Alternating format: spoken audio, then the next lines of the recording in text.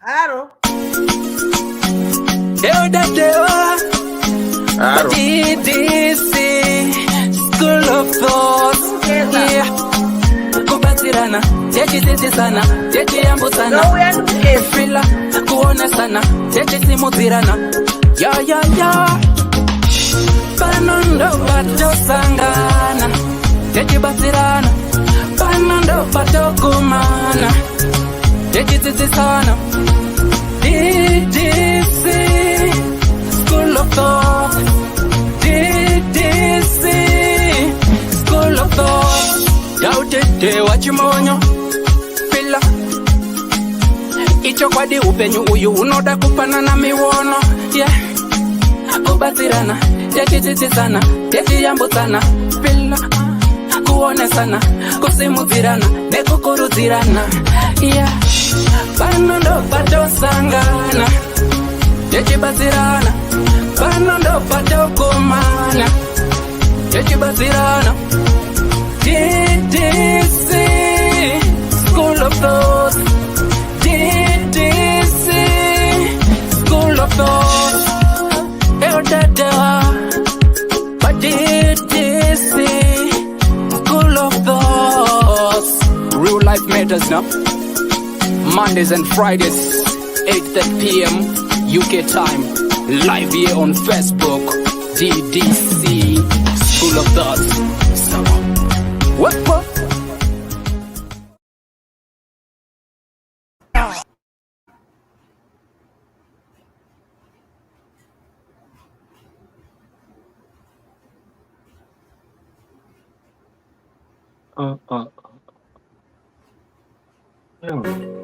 Ddc Currenters. We remain committed to helping our customers stay mobile. Batika paguta, para mukuta, uyakuna, Ddc, fana kuna, Ddc, tene mafiwa seva, 4x4, family car, tene mafiwa seva, 4x4, family car, unotipata apa.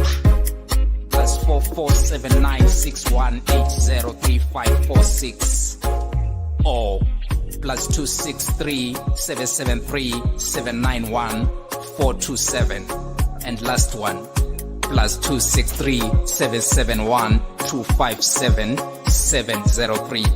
your big up daddy T.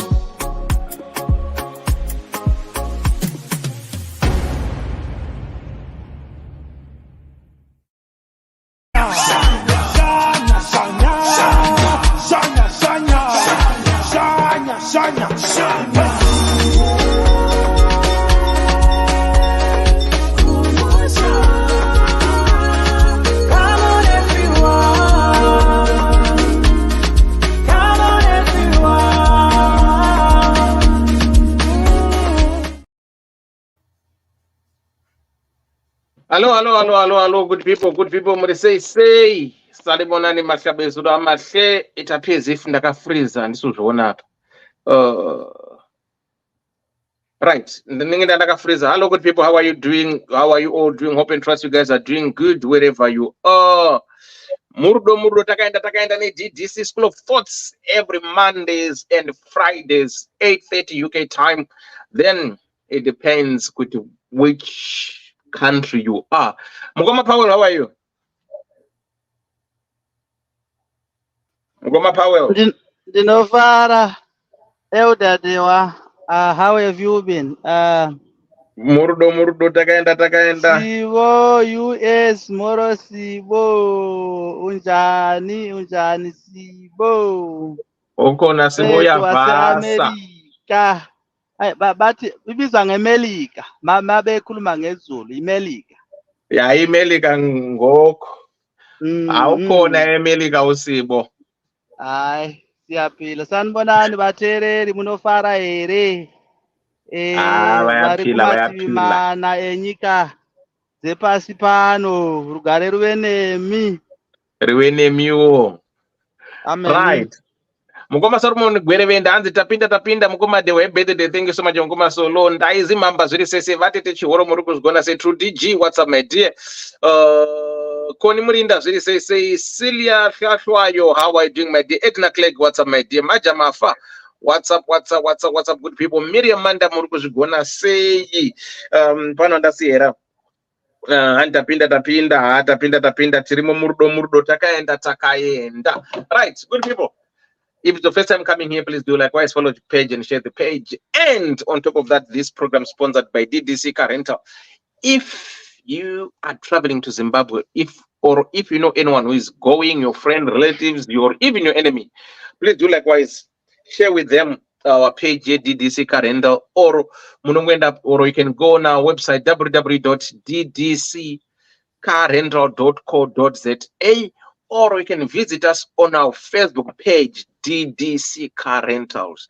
Then from there, you make your selection of your car. What you do is you get in touch with the numbers which are on the flyer or the numbers which are on the social media, or you can call me direct. Then you make a provision. You put your deposit of 300, which you get refunded when you return our car. Then you choose where you want your car to be. If you want your car to be dropped at the airport, you give us your itinerary, what time you're getting there. Then you find your car waiting for you with a full tank. In addition to that, if you want a driver, we provide drivers with extra charges on top. But when you get your car, you don't need to worry yourself by going to the filling station, because you get your car with a full tank. When you finish your tour, you also return our car with a full tank. That's what we do at DDC. On top of that, you have 300 kilometers a day free that you are entitled to use. So, for instance, if you book 5 days, you have got 1,500 Ks that you're entitled to use. If you go above your kilometers, then you pay an extra 50p per kilometer. But in most cases, the people who've booked our cars, they have never exceeded. We have got 4x4s, which are $70 a day. We have got Tumushika Shika to Dikut, $45 a day. We have got my family cars and Pindon on 9, which is $150 a day. So the choice is yours. Which car do you want to use? Then just let us know. Then you get your car. Then, for those who are in the UK, or if you want my flyers, my team, my banner, like these banners, or you want business cards, or you want some designs, web designs, everything. Simba Graphics. That's his job. That's what he does. My posters, my picture, my flyer is the one who makes those things. So please get in touch with him. Simba. Kanochida Biltong. Unongo www.florencemeets.co.uk. Unona Biltong rakuripora kanaka chest.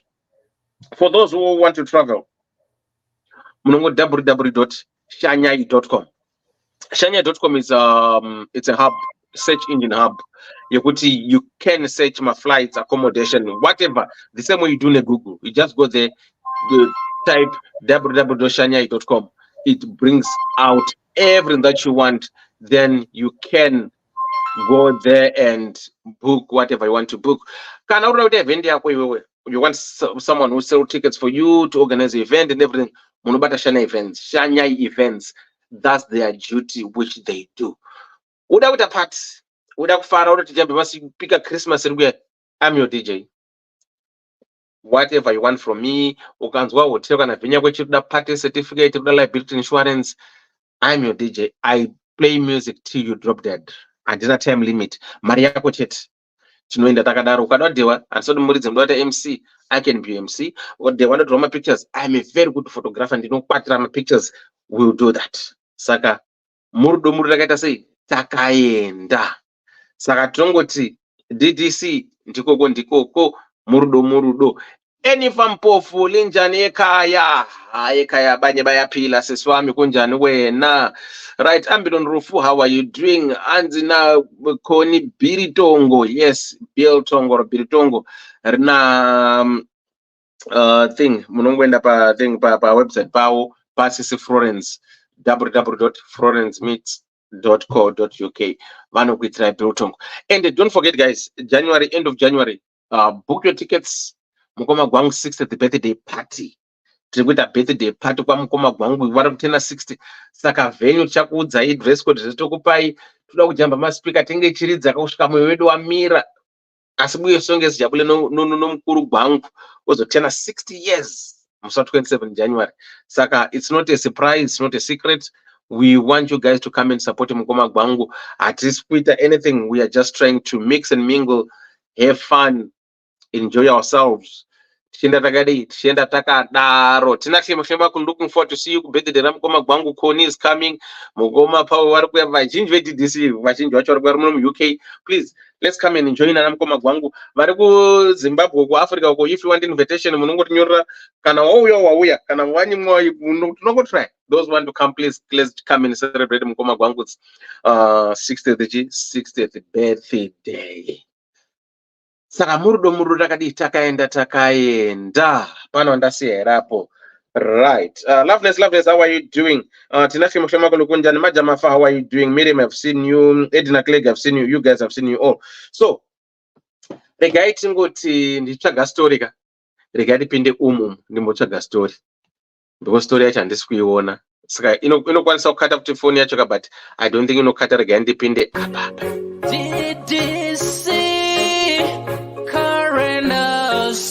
We remain committed to helping our customers stay mobile.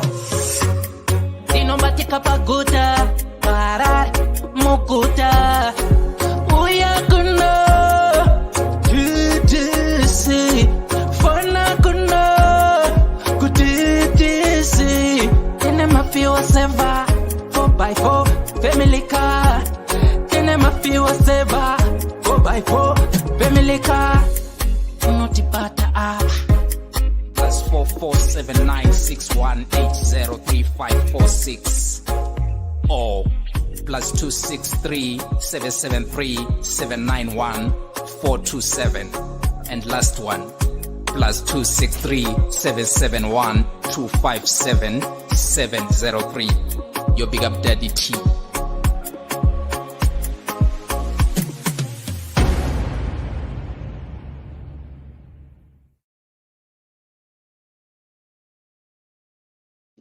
Right, Sheila Mkonyo, Zirisese, Margaret, how are you doing? Right, regarding what the DDC current house, that's how we do, that's how we roll. Please follow the page as well and like the page. Some of you guys don't even follow DDC at your page, but they've been with you here from 2015. But some of you are not even following. But anyway, that's no wahala. Right, regarding tipinde munyadi anas, tidzifambire nyaya dzacho dzakamira sei. Right, before I do that, let me proceed by sharing the link so much that Tese, we can be on the same page. Those who want to join, you can join and share your views and opinions. Right, right, where are we? Let me do it this way. Let me pin. Okay, I can't pin it there. Right, there we go. There's the link for those who want to join. There's the link for you to join. Right, our story tonight goes like this. He didn't say, Elder Dewa, hope I find you well. I'm 27-year-old and I'm 3 months pregnant. I moved in, Pandang was out in Dani. My boyfriend is 39. We stayed together for 1 month, and in Achandagambona, that shows good. Ange are married. I then bumped into some framed pictures behind the wardrobe. It was clear it was him, the wife, and 2 kids. They seemed to be happy. They seemed to be happily married on the portraits. I wanted to ask him, but I told myself I need to be double sure. I found out from a woman next door that he was married and the wife is a teacher, Kumusha. She comes Monday during the holidays. Ndakamvunza and anakuramba. He asked me if I can terminate the pregnancy and I refused. Ndakamudza kuti zve abortion ndinozvitya. I moved out of his house, ndugara kwangu ndega, but he is doing everything for me, rent, food, etc. Kumba kwangu anouya once or twice a week, panenge achitoda gwangu zvake. I love him and he takes good care of me.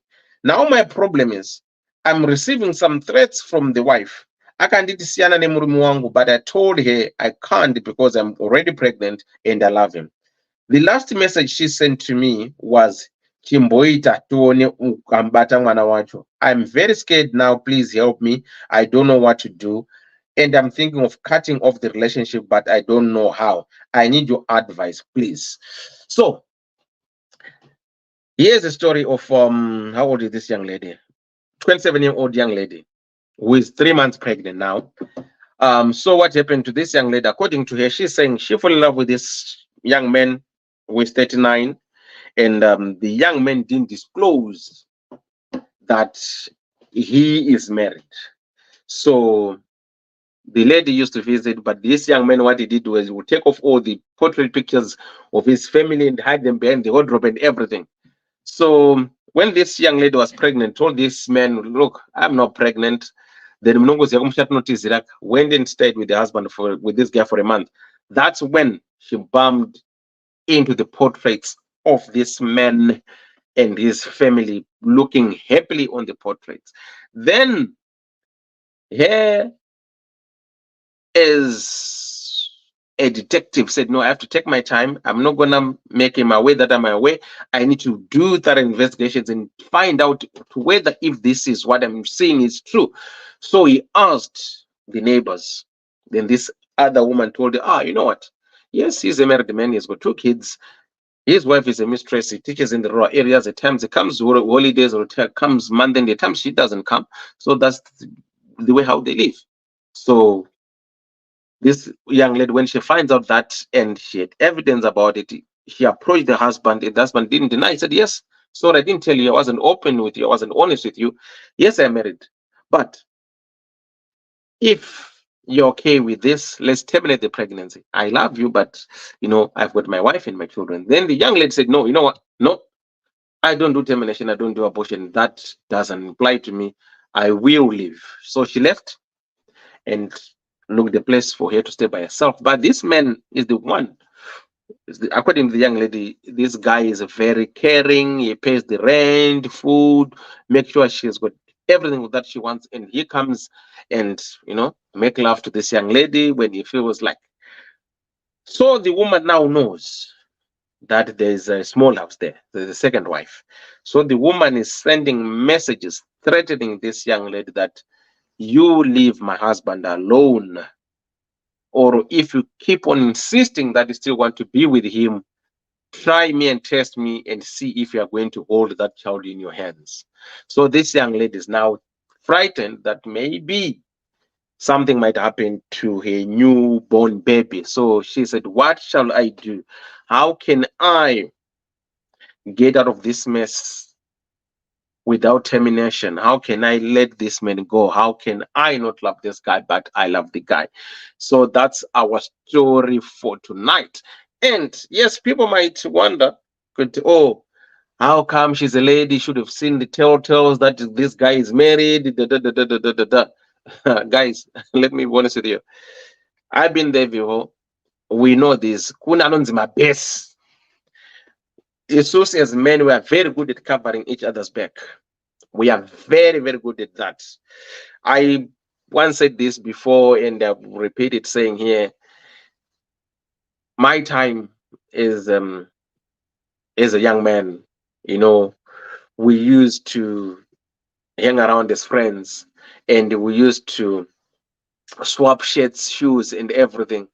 I will go and collect Mkoma Gwangu's clothes, wear them. I'll give Mkoma Gwangu mine, Mkoma Gwangu get George's. The 4 of us, we'll swap, so our girlfriend doesn't know whose clothes is it. And if Mkoma Gwangu doesn't have a best, or doesn't have a best, I had the best, I will offer Mkoma Gwangu spare key, George's spare key, and they will have their pictures hanged in my house, in my room. And when they bring their girlfriends, they'll take off my pictures, put his pictures there, his shoes, everything. The girls say, this is my place. Until when push comes to shove, that's when they'll know, no. Because my friend impregnated the girl, and when the girl came to their house, she found me. They said, oh, where's Eddie? They said, he doesn't live here. He said, no, you don't live here, because I've been coming to this place for months and months and months, and the time sleeping here. And he said, no, this is my place, but it used to, best. So it is what it is. So this young lady, I can understand exactly that she was duped by this man.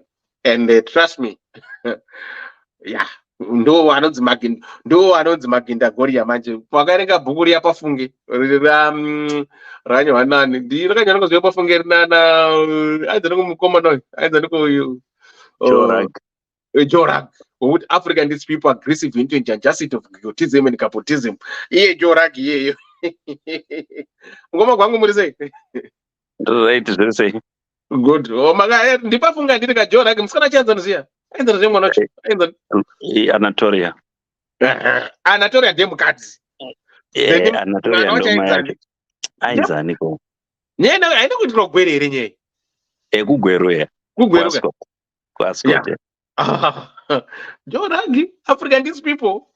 The consequence of the inability is the way run. And when I was walking in Dogali but not in Hemali, I met a girl. And when I was walking in Dogali but not in Hemali, I met a gentleman with a bombosoid and a riobio. And as Murse, I'm somewhere in the US, but I want to reveal my location.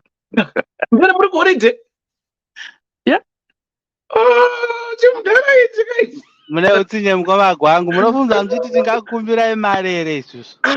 Ndina zvakatsvikira zvekulanda izvi. Yes. But mukoma gwangu musadara muri munhu wekuziya musadara. Makanisire birthday ranga rebirthday rangu ingoni. Ingara ndiri kuitira next year mu60. Makanisire ku birthday rangu makaenda one newo. Makanisa kana mu handbag zvamu. Aiwa, iwewe there is a special pechena Malaysia hapa ndo daenda nini. Aiwa mukoma kwangu musandara aiwa. Mango aiwa ndagumbuka ndagumbuka regai bukunura imvura. Muri ku steps.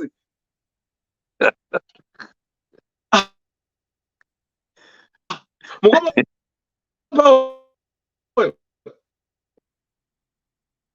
yeah, ndo kwandiri makaenda rini? Thursday. Koni zvaendwa izvo Koni. I would love to see you picture me. Koni, please do me a favor, please. Aiwa Koni. Ngoma kwangu arumateya. Hanzi vari kumba kwangu. No wonder why Koni kutiya. Ai kaka. Aya vanhu vakuru. Murudo inonzi DDC. Murudo. Aiwa. Takaenda. Aiwa ko zvaendwa zvo. Kukana akauya kubhedhera asi vari kumba kwakoni. Yes. Mukoma I'm admiring you. Aiwa mukoma aiwa zvaendwa. Ndakaudza ndichavagona. Pechichinjiri ndeipi zviri sei? Ndokuri zvenyu. I cannot reveal where I am, but I'm in the States. Chimukudhara changu icho. Murudo.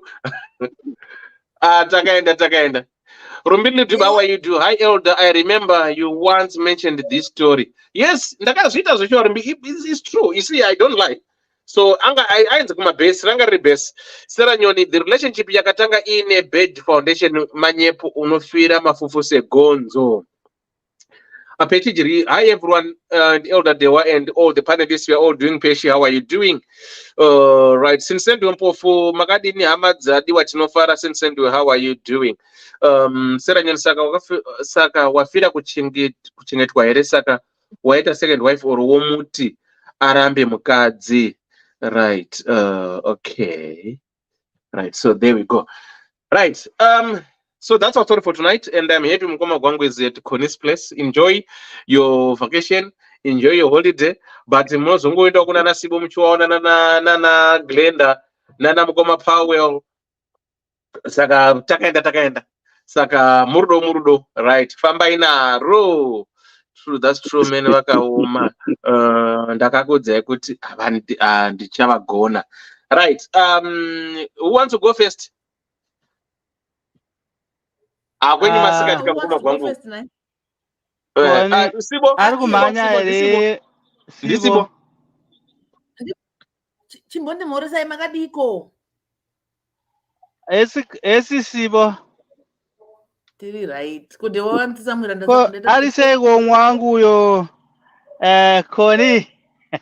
Konana mukoma kwangu mukoma Paul siye vanhu kana. Kona right. kune zvaita akakonana mukoma gwangu saka ko ko matimwi ingaite DDC isina kone here hazviite ka zvibude mwangu uyo vari kusekerera makadiko mukoma gwangu naye kuAmerica uku Right, muri sei? he kunzikamira maitwa sei kona kone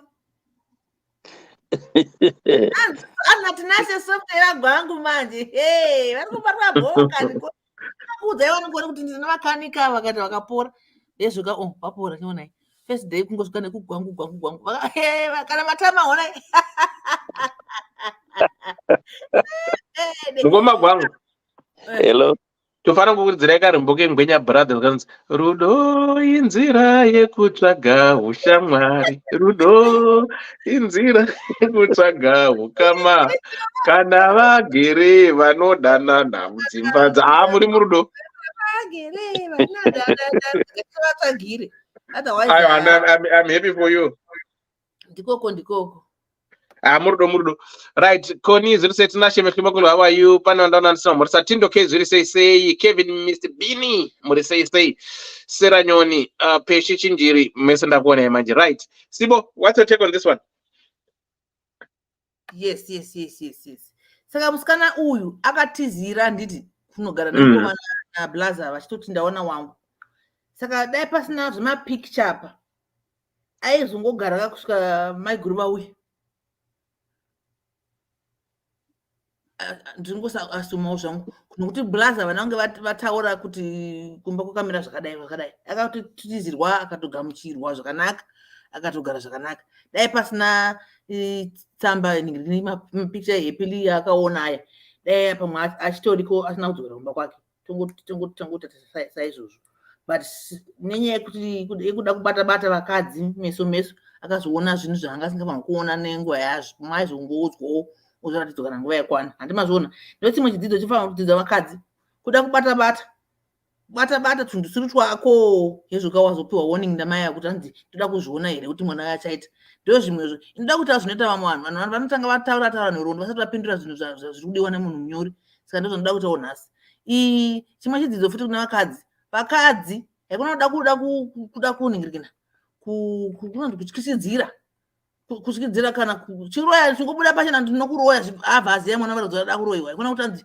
da kuzviona kuti uchamubata here mwana iye ndokuti kudii azviita iye kuti azviitisa nhumbu azvinyengaka kuti aite nhumbu wadi kuudza murume wako izvozvo kuti iwe murume unoda kuti chakubata wocheka tora bhodhoro remira rakapanyika paglazi wocheka chinhu chako chikanda uko zvakaita uya musikana last week handimazviona that's what you need to do haizi mosvaya musikana haana kuzvimitisa wauda kutoretena ende mwana iyeye haana kana chitema hatombozivi kuti chii chakaitika anotozoziva pamwe azozvarwa wazokurawo wozonzwawo kunzi mai guru avaida kukurawo uri nhumbu ava ndo baba vako avo tiona kuti zvinofadza here hazvifadzi handiti saka kuchidzokera manje kumubvunzo yabvunza kuti ndodiko namai guru ava hauna zvaunovaita mai guru ava vazi vaunodanana navo mai guru ava vazi murume wako mai guru ava vazi vakakumitisa vari kutoda kungosafeguarda upropati dzavo dzavakatadza kubata zvakanaka vanoenda gore vachienda kubasa gore vachisiya murume anodya nzungu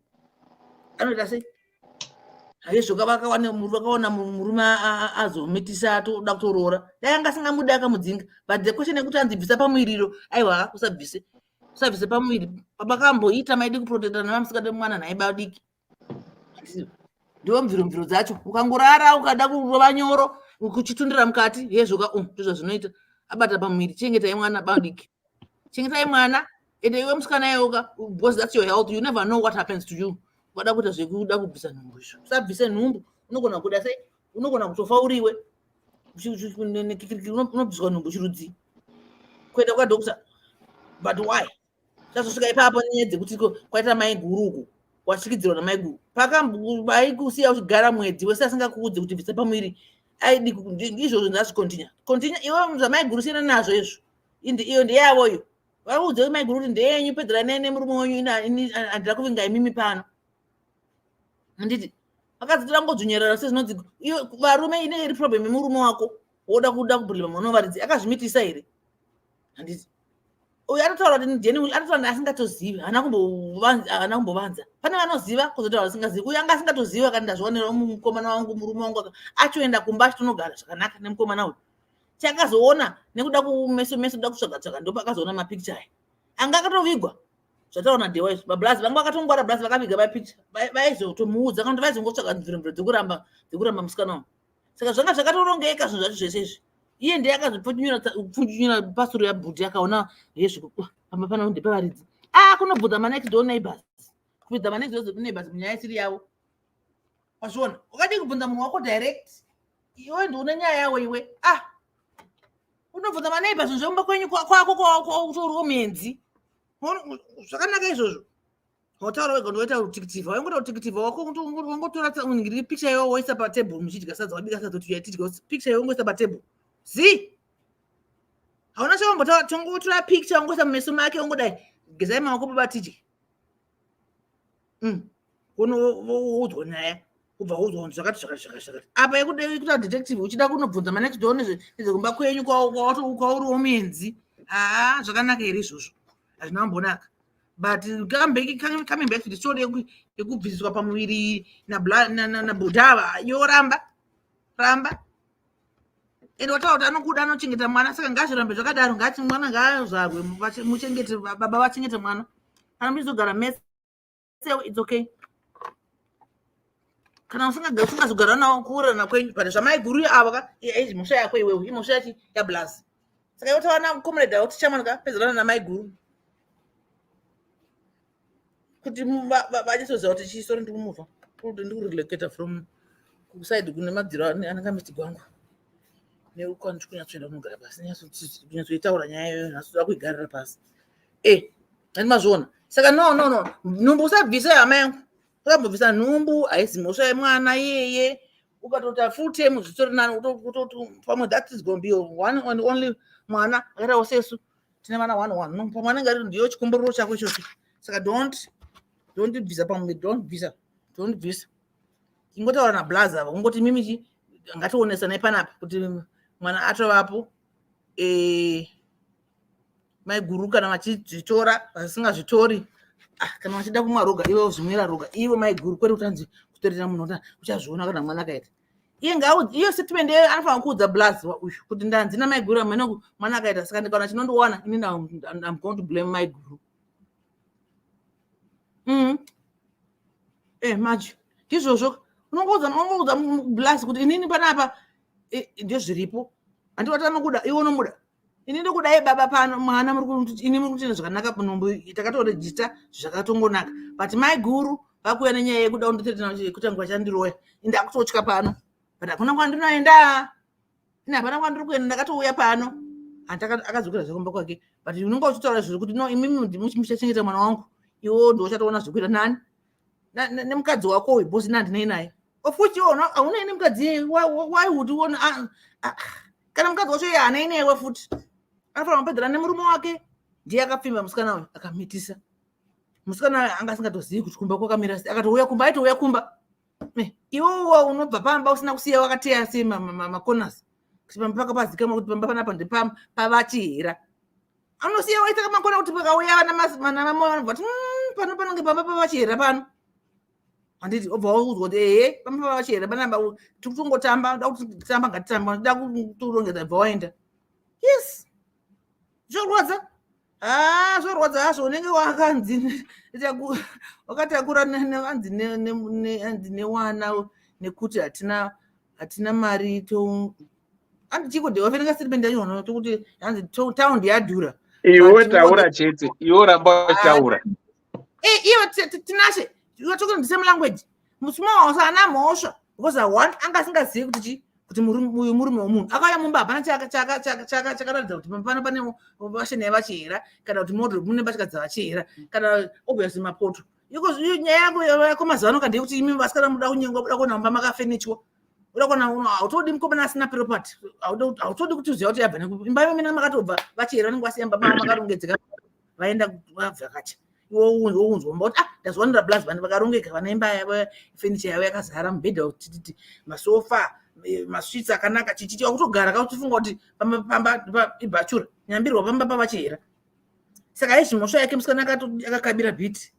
Apa akakabira bhiti nokuda kumeso akafurungura akaona picture akabvunza ma next door neighbors of which is wrong.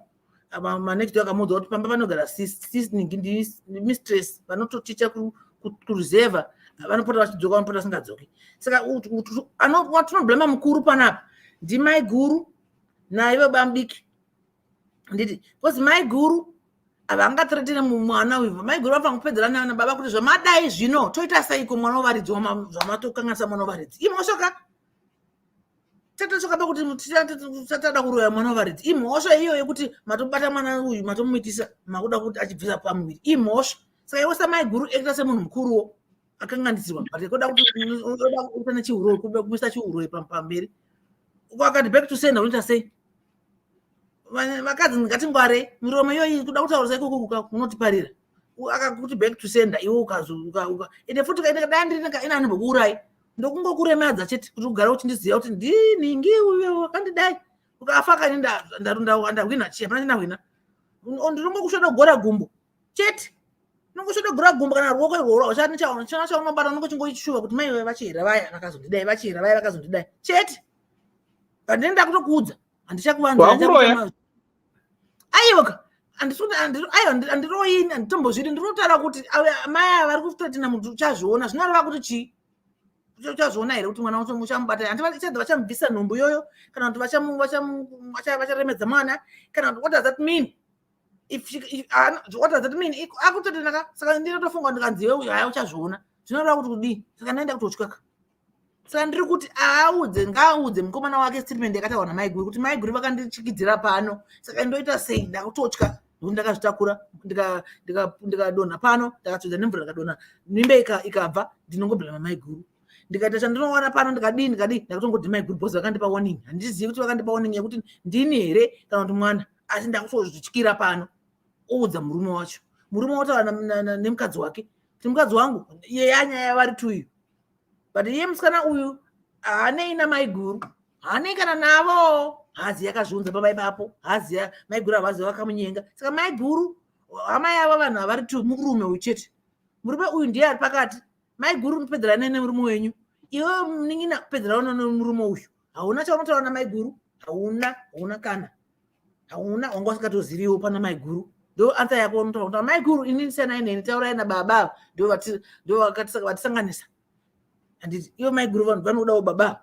iwe uri kudawo baba saka hama yenyu chete muri tundi baba iwe hauna ukama namai guru havana ukama newe saka siyana naye mai guru don't threaten mwana wavaridzi haanei newe iwe mai guru iwe muningina wangu don't answer mai guru haunei navo taura zvakanaka nemurume wavo bhozi watoda kuti mwana anochengeta mwana asi kana watoda kuita zvakatonaka zvinobvisa bp dzese take your pregnancy and leave it unogara kwaunogara wozvichengeta upenyu hwako wotovakata baba ukata mai avo wozvichengetera mwana wako see what I mean unokotoudza baba ini pana madzi kuti ndikushushwa handidi ndakuzvitora nhumbu yangu ndakuneonda kuita cut off nhumbu yangu ndakuenda ndinozvichengetera mwana wangu but kashoma kuti vanhu vadari bhozi zimbabwe hadzikune nhamo here kana kudii saka vanhu vangada vachengeterwa vana saka domon handisikuda ndoda kuti achengete mwana wake mukomana kana achida kana asingadiwo musikana yo hausabvise nhumbu zvichengetere mwana wako anozokuchengeta wakura. Inini my point in my statement ndekuti do not terminate that pregnancy. Do not, and don't be scared of my guru. She has nothing, she has this against you, but that's not your fault. You didn't do this by yourself. Hauna kuzvimitisa. Saka my guru kundokumbira vaperedzera nemurume wavo iwo taura nemukomana yeyo kuti ndoita sei kupa anonda akutotya my guru asi munhu handisi kubvisa we comrade nhumbu ndiyo handisi kumbobvisa kana ndichibva pano nogona hangu kubva pano asi nhumbu handisi kubvisa yakatobata ndakutogadzirira chi preparation yemwana. That's my point. Mubvunzo wangu wabvunza ndewekuti chi hakuna munhu munhu ndiri mwari. Munhu unozvivezera munhu wako fuchi because vana nhingi ava kugadzira zvidhori vakunyanya kugadzira zvidhori zvechikadzi because vada kuti hanzi vakadzi vashoma here ameno ataimbodzinza varume vashoma because unokagadzira zvidhori zvevakadzi kuti varume varoore zvidhori izvozvo vagozvishandisa vagozviita zvinhu zvavo zvavanonga vachirara nazvo handiti. Saka kana uchida kugadzirawo chinhu chako chaiwo icho chaunenge uchirara nacho chichikomanda kana une mari yekugadzira chichi you can do it, but munhu ndewamwari ndiye akasika munhu. You can only ask and pray kuti ndoda kuti munhu wangu aite zvandinoda. Ufuchi ukaona munhu anokontrola munhu achimuita zvakati kuita munhu remote control. Ndiyo vaka vari kuvhundutsira ndakachiti uchazviona because ndovanenge vane zvakatemba. But otherwise munhu ndewa Mwari ende munhu anoita zvaanoda anozvifembera mweya wake wega ende munhu anofa ari one. Unless kana wakapoisona imba yese ukabika sadza ukati ukasa muchetura ukati ndofa murume wangu ofa vana ofa mofa vemese yes. But otherwise iwe uchafa wega murume achafa wega. Hapana musi wauchoti murume wako afa akunovigwawo zvikandawo muguva kuti nenoda kuda kufa. Vashoma vanozviita. Hapana munhu anakamunhu kuti akafa murume wake achivigwa akazvikandawo muguva kuti tifu vafudzirwe vese. Mukadzi same thing kuti pakafa murume wake mukadzi akazviwidza kana kuti murume pakafa mukadzi akazviwidza mugomba kuti neni ndoda kufudzirwa. Asi ndambozvinzwa ini. Saka unongovasiya unongomusiya murume yeye anongokusiya mukadzi yeye zvichingodaro ndo zvakasimasikirwa akatekatwa mari chingoda tinongodanana tichirambana tichidiwa nevamwe tichiramba tichienda. Saka hakuna munhu wamunhu hakuna vakadzi munozvinyepera too much phoning yourself and answering the phone munozvifonera modera futi hakuna zvakadaro. Iwe mukadziyo usati tine mwana wavaridzi kana uchaonaona iwe chione iwe wakatochiona wakatotorerwa kamurume nenyaya dzekugara kumusha uchiti ndiri kuticha iwe tichiko lesson handiri kuticha vana varidzi uko iwe hausi you are not teaching yourself you now you've taught a lesson of coming and checking kumba hakuna ukana amiendo samnadaro una kuita ma anchors you should put your anchors in your house kuti ndepa vachira pano apa anambizi anani avauye vakauya 2 minutes unonga wafemerwa kuti pana basi kugarika ndibude woenda varume do that but doesn't mean kuti vanonga vasingazoti mabana ndipo vachira varume murume angatokunza kumba kwake achiziva kuti ane mukadzi wake kumusha kana kutauni kwako basi anozviziva kabhozi ndiye yakarora iwe hauzizive bhozi uri kunzwa musha but nekuda kutsvaka ndopa waonawo izvo mwari wako akugonera waingofanira kungoisa picture iye pamberi pake ngodesvo shumba titsanangurirei okuudza you didn't have to go to my neighbors now yatonya ya mustream musenderaini vakutaura pamba paya yepapa vachira paya masalanda akazouya kana kuti pakazouya mbizi amene matichi mitupo iyi hati mazvona hanzi munhu ndewa Mwari of course ambion munhu ndewa Mwari obvious it's a non-factor we don't have to explain that that's a non-factor azviendere kuchikoro izvi kuti munhu unofanira kuziva kuti munhu ndewa Mwari aiwa ndewa ngatimbomirirawo vamwe ataura nyaya iyo ipapapo otherwise ini I'm just against women Right. Women what for Thank you so much. Right. Masibanda, muri sei Dr. Love, how are you? Ndiano mwandisina kona mukoma gwangu ndaona. Muri sei Dr. Love na Masibanda? Thanks Ibo. Kunotiri bo kuri sei koko. Good. Masibanda muri sei? Ndeti muri sei. Good.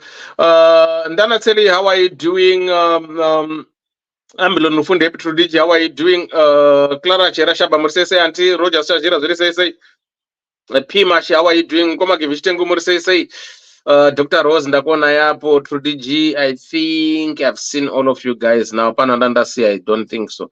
Right. So for those who are just joining us, welcome to the show. Welcome to the program. We discuss real life matters of the heart. Let me just do a quick recap here. Then tuenda takadaro. Kutungo famzani chininya yacho. Right. Tonight's topic. Irikuti Ijo. He never said, "Hi, Elder and DDC. Hope I find you all well. I'm a 27-year-old and 3 months pregnant. I moved in Padango Zawutindani Numbo. My boyfriend is 39. We stayed together for 1 month. And that shows good. Anga are married. I then bumped into some framed pictures behind the wardrobe. It was clear good anga akavigwa. It was him, the wife, and 2 kids. They seemed to be happily married on the portraits. I wanted to ask him, but I told myself I need to be double sure. I find out from a woman next door that he was married, and the wife is a teacher kumusha. She comes monthly during the holidays. Ndakazomubvunza and hana kuramba. He asked me if I can terminate the pregnancy and I refused. Ndakamudza kuti zveabortion ndinozvitya. I moved out of his house ndogara kwangu ndega, but he's doing everything for me, rent, food, etc. Kumba kwangu anouya once or twice a week, panenge achitoda hake kwangu zvake. I love him and he takes good care of me. Now my problem is I'm receiving some threats from the wife. Akanditi siyana nemurume wangu. But I told her I can't because I'm already pregnant and I love him. The last message she sends to me was chimboita tione kuti uchambata mwana wacho here. I'm very scared now. Please help me. I don't know what to do. And I'm thinking of cutting off the relationship, but I don't know how. I need your advice, please. Help. So that's our story for tonight of a 27-year-old young lady who was duped by this man who is 39, only for her to realize that this guy is married. After she fell pregnant, she's 3 months pregnant, and she stayed with this guy for 1 month. When she was tidying up the house, cleaning the house, that's when she bumped into some portraits which were hidden behind the wardrobe. And this woman, being clever enough, she didn't confront the men, but she did her own investigations by asking the neighbors who divulged that no, this guy is married, is a father of 2. His wife, she's a teacher in the rural areas. She comes maybe month end or on holidays sometimes. So what the lady did was confront her boyfriend or husband or partner to be, because he had the evidence. And the guy didn't deny it. He said openly, yes, baby, I'm sorry, I didn't tell you the truth that I was married. Yes, I'm married. I've got 2 kids. But what can we do here? The only advice that I can ask you to do is, please, can you terminate the pregnancy? And the lady said, no, I can't terminate the pregnancy. I'm moving out. So the young lady moved out, and the guy, being a gentleman, he said, okay, not to worry, I will take care of you. So he's the one who is paying the rent, food, everything that this woman needs. So this woman, she's saying the challenge she's facing now is the threats she's receiving from the main house, saying, leave my husband. And to her respond to those messages, she said, no, I can't leave him because I love him. And moreover, I'm also pregnant. And the last message which scared her was that the main house texted saying, okay, if you insist to be with my husband, let's play the game. I want to see if you're going to hold that child in your hands. So meaning to say maybe she's going to buy a stillborn baby or what. So she is now scared because of the threats. She's saying, what can I do? How can I leave this man? But I'm pregnant. He loves me. I love him. So what can I do? How can I cut off this thing because of the pressure she's getting and threats she's getting from the main house? So that's our story for tonight. For those who are joining in, your views, your opinions are well respected. So please do likewise. You can phone, you can call, you can come Pakambudzi, or you can come my panels, my panelists. Then Toy Manyanya Yacho Mugoma Power. Over to you, sir. Dr. Love, rugarelwe nemi so is Maswanda. Zviri kutobida here. Apparently nyaya yatiri kunzwa inyaya inosuwisa zvikuru kwazvo nokuti inhau yekunyeberwa. Hapana munhu anosvota semunhu anonyeba. Munhu akangobvira ataura chokwadi right from the onset, ini ndinoona chiri chinhu chakanaka. But zvakaitikavo hazvo kuti panyepewa saizvozvi. The lady is now reaping the rewards dzenhema. Saka zvinorwadza. But ndichida hangu kutaura mashoma mazwi. Inyaya yakanaka yekuti murume is taking responsibility yenhumbu yake. Izvo ndo zvakanaka, of which handioni sokuti kumukadzi it's a threat, chinhu chakanaka. But chinhu chaakutya ndofungidzira kuti ndeamai guru vanonga vari kuita sokuti vari kukwidza nzwi nekuvhundutsira vachitaura mashoko makukutu akarehwa namai Chisamba. Ragara ndiro dambudziko redu semadzimai iroro. Madzimai tinotaura zvinorwadza kwazvo uye tinostemba authority pazvinhu zvatinenge tichifungidzira kuti ndizvo zvinhu zvedu. Nyamba varume vacho vanoramba kustemberwa authority yakadaro iyoyo. Saka nyaya iripo ndeyekuti iye anoda kuti ahold a conversation nababa womwana iwonawo vachitaurirana nyaya yechokwadi kuti hashamani, inini I am pregnant, zvaunoziva kuti mwana ndewako. So what is the way forward? Am I married or I am your girlfriend? What is our relationship in regards to that which we are trying to build? Because ndinoziva kuti pana mai guru. Iye ari willing here kuva in this relationship semukadzi wechipiri kana kuti haasi. Uye kana asiri kupinda in the relationship as the second wife, ari kudei parelationship iyi kana kusati kuri kuchengetwa. Those are the questions probably dzaaigona kutipindurawo, kuti nyaya yacho tikogona kumupindura zvakanaka, tisingaiti zvokumufungira, because paari kufungidzira iye pakungoti wakutya kuroyiwa ndo paane nyaya yake ipo pakutya kuroyiwa. Nyamba isu tinotova neimwe nyaya yatiri kuda kutonzwisisa kuti murelationship iyi sezvaari kuitirwa zvese, ari kuvhiwa relationship iyi sei? Anongova yebaby mama here vanongonogwangurwa, kana kuti there is a relationship iri kuda kudevelopwa as in second wife?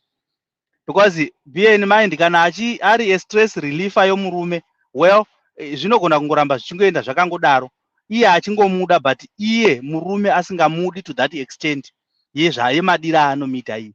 So hapana an equilibrium of love ipapa, pane an unbalanced love yokuti umwe unoda mumwe but umwe une zvaanoda kuno mumwe. Saka relationship iyo nayo haina kunatsokumira zvakanaka. So panga pachida kuti pataurwe, iye musikana andogara pasi achitaurirana nababa womwana, voonesana kuti zvino nhumbu yapo, pane here inini ndinokudai kana kuri kuparikwa, ndinoda hangu kuparikwa, handina dambudziko nazvo. Asi nyaya inonga yapo manje inonga yakuda kuti wachindotaurirana iye murume nani nomukadzi wokutanga kuti nyaya nayo inatsokunomiswa zvakanaka. Ndahapane nyaya kana mathreats akuuya, ari kuuya zvawo kuri wrong mathreats, angadai achingoenda kumurume, but well, vakadzi ndo zvavanoita, vagara vanongonobata munhu unonga ari kutonzi ndiye uri kurara nemurume wacho asingati murume wacho atoripo, which is wrong by the way, because hakuna munhu anozvinyenga, so as to say. Saka nyaya iyoyo inoda kuti igarirwe pasi zvakanaka, iye azive chaari kuda in the relationship. If she wants the relationship kuti ave a second wife, well, she has to make it known to the husband, kwete kuti anogarira maoko ongoti nokuti ndiri kuchengetwa, ndiri kuitirwa zvese. Well, zvinogona kungoramba kusvika munhu azvarwa, mwana azvarwa. Kana azvarwa mwana ndo panoperera relationship yacho. Saka she needs to establish that they haven't. I'm sure havana kumbeestablisha chinhu ichocho. Akangoti aita nhumbu ndokubva atizira kumurume, of which murumewo, being the gentleman that he is, haagoni kurasa ropa rake, ndosaka ari kuchengeta, ndosaka ari kuitira zvese. But ngava establish relationship kuti inonzi chii, vasati vanyanyomhanya zvavo makarimwe, because vanogona kumhanya kuti murume ndomuda chaizvo, but iye murume wacho asina basa nazvo, because varume vanozviita chavanenge vachingoda kuzorora nokuti mukadzi unenge ari kure. Saka vakawana ari padhuze vanongonozororera ipapo, then life goes on. Haimire nekudawo kuti uyo waita nhumbu, ndosaka ari kutobhadhara reni, ari kutongomuradza kuti I am still establishing life as a man. Saka anofanira kuestablisha relationship yake, omira murelationship yaari kunzwisisa kuti iri kutaura kuti chii, inonzi chii, ichienda kupi. Kana izvozvo zvese zvaramba, I take it kuti mukadzi uyu handisi kuziva kuti anoshanda here. Kana izvozvo zvaramba, anofanira kunge ari prepared kuti azomiririra nokuchengeta mwana wake ega, then akuchizoendesa murukume maintenance kana achinge aona kuti haasi kukwana pachipari, because automatically iye zvinezvi ndingati kanenge kachipari, chipari ndo barika sivo. Ndati ndikutsanangurire ipapo unogona kuzoshaya kuti kochipari chachi, chiparika ibarika. Saka iye zvinezvi uri pabarika, saka hatisi kuratidza kuti barika racho rakamira sei, mabudiro arakaita. Saka rinoda kujekeswa mabudiro arakaita. Kana iye asingazvidi izvozvo izvo, anofanira kuti ave munhu ari independent enough kuti azova nemaresources okuchengeta mwana. Kana achizondosungisa murume for maintenance, well, that's another chapter inogona kuzoitwa zvayo at a later stage. Asi vambowirirana papi, vambowirirana ipapa, pambogarirwa pasi, pataurwa, so that vanhu vese vanenge vajekerana, vabudirana pachena, vaakuziva status yerelationship nekuri kuenda relationship. Because as it stands now, it's only one-sided. because by virtue yekuti murume akatenda anobvisa nhumbu kutaura kuti wanga asiri interested nechinhu ichocho, but nekuda kwokuti akaona kuti you stood your ground, then he reconsidered akati I'm going to support you through that. Saka now there is another stage that you haven't established your relationship yenyu, you need to establish that. Then kana izvozvo zvose zvichinge zvazoitika izvozvo, iye ngaasava zvake rudhi kuna mai guru. Ipaprika inozikanwa kuti imhiripiri but haivavi, ndo kazhinji paprika imhiripiri but haivavi. Mai guru dzinongova shunguwo, so munhu ari kurwadziwa nechiro chakaitika vasingatarisiri kuti murume wavo ungadaro. Saka ngaasanyanya kuzvikonzida nokuzvifunga izvozvo because zvinostresa nhumbu yaainayo akazokurumidza kubara mwana nguva isati yakwana. Pari zvino sivo, rega ndinwe mvura nokuti mashoko iwaya aya akakurisa andataura iwaya. Hanzi mai guru ipaprika haivavi, muri kunzwa, izizi rine nyanga haritungi. Muchishona vari kuedza kuti ipaprika izizi rine nyanga haritungi. Right, mukoma gwangu muri sei? Uchireva kuti chii? Kuti ishungu dzavainadzo but hapana zvavanoita, varoyi havaiti sei, dzingori shungu. Alright. Ndozotaura mukoma Paul. Mukoma gwangu muri pamute. We can see your lips. All right. Ndiri kuuya nditi. All right. I just want to push because ndakuda kubva pana. Chokutanga moro imose and chechipiri vanhu vavarume. Girlfriend haiwanzi kuti ndomukadzi. Kana uri murume chai. Inipo panapa tarisai zviri kuita Rosi naKoni. Hapana kana problem ukagara kubuda pachena. Dzokerai. Mati. Tarisai zviri kuita Rosi naKoni. Ndini muridzi. Koni ndomutsika. Zviri kuita Rosi naKoni hapa. Hapana kana hondo. Ya, munhu haufaniri kumbovanzira munhu kuti ndine mukadzi. Iye I don't know. Anyway, nyereka itiinde kuna uyu musikana. Musikana pawakangonzi bvisa nhumbu, murume akatokudza, that's a telltale sign yekuti handisi kukuda. Pita undobvisa nhumbu yachona. Ari kuchengeta but kuti ufunge kuti uri kudiwa, iwe uri kuda munhu asingakudi. Anongoda gwangu. And mathreats awo anotaurwa naamai guru awo, yes, inogona kunge iri paprika sokutaura kwaita vamwe, but inogona kunge iri mhiripiri chaiyo. Pane nyaya yandanichiona whether ndeyechokwadi yomunhu akafona kwaTete Tilda. Aidanana neshamwari yomukadzi. But that shamwari inova iyo small house yakazoisira mukadzi wacho poison. I don't know kuti anga achingotaura zveattention kana kuti zvanga zviri zvamazviro kwazvo. Let's assume changa chiri chokwadi. These people ukamutorera gwangu can do anything. Chinogona kuitwa pasi pano. Be very, very careful. Ninyaya handizi kuti varume vanenge vapera here. Wazviona kuti ane murume ende chero akati ndokuroora tochimboti ati ndoda kukuita kuva nemipa guru. Do you think kuura acharega? Shiri nomuriro wayo hairegi. Vashoma stereki. Vanhu vavarume mazire ndinovaita vanokwanisa kuti tu chihure handinaiki chihure ndakuregedza. Very few.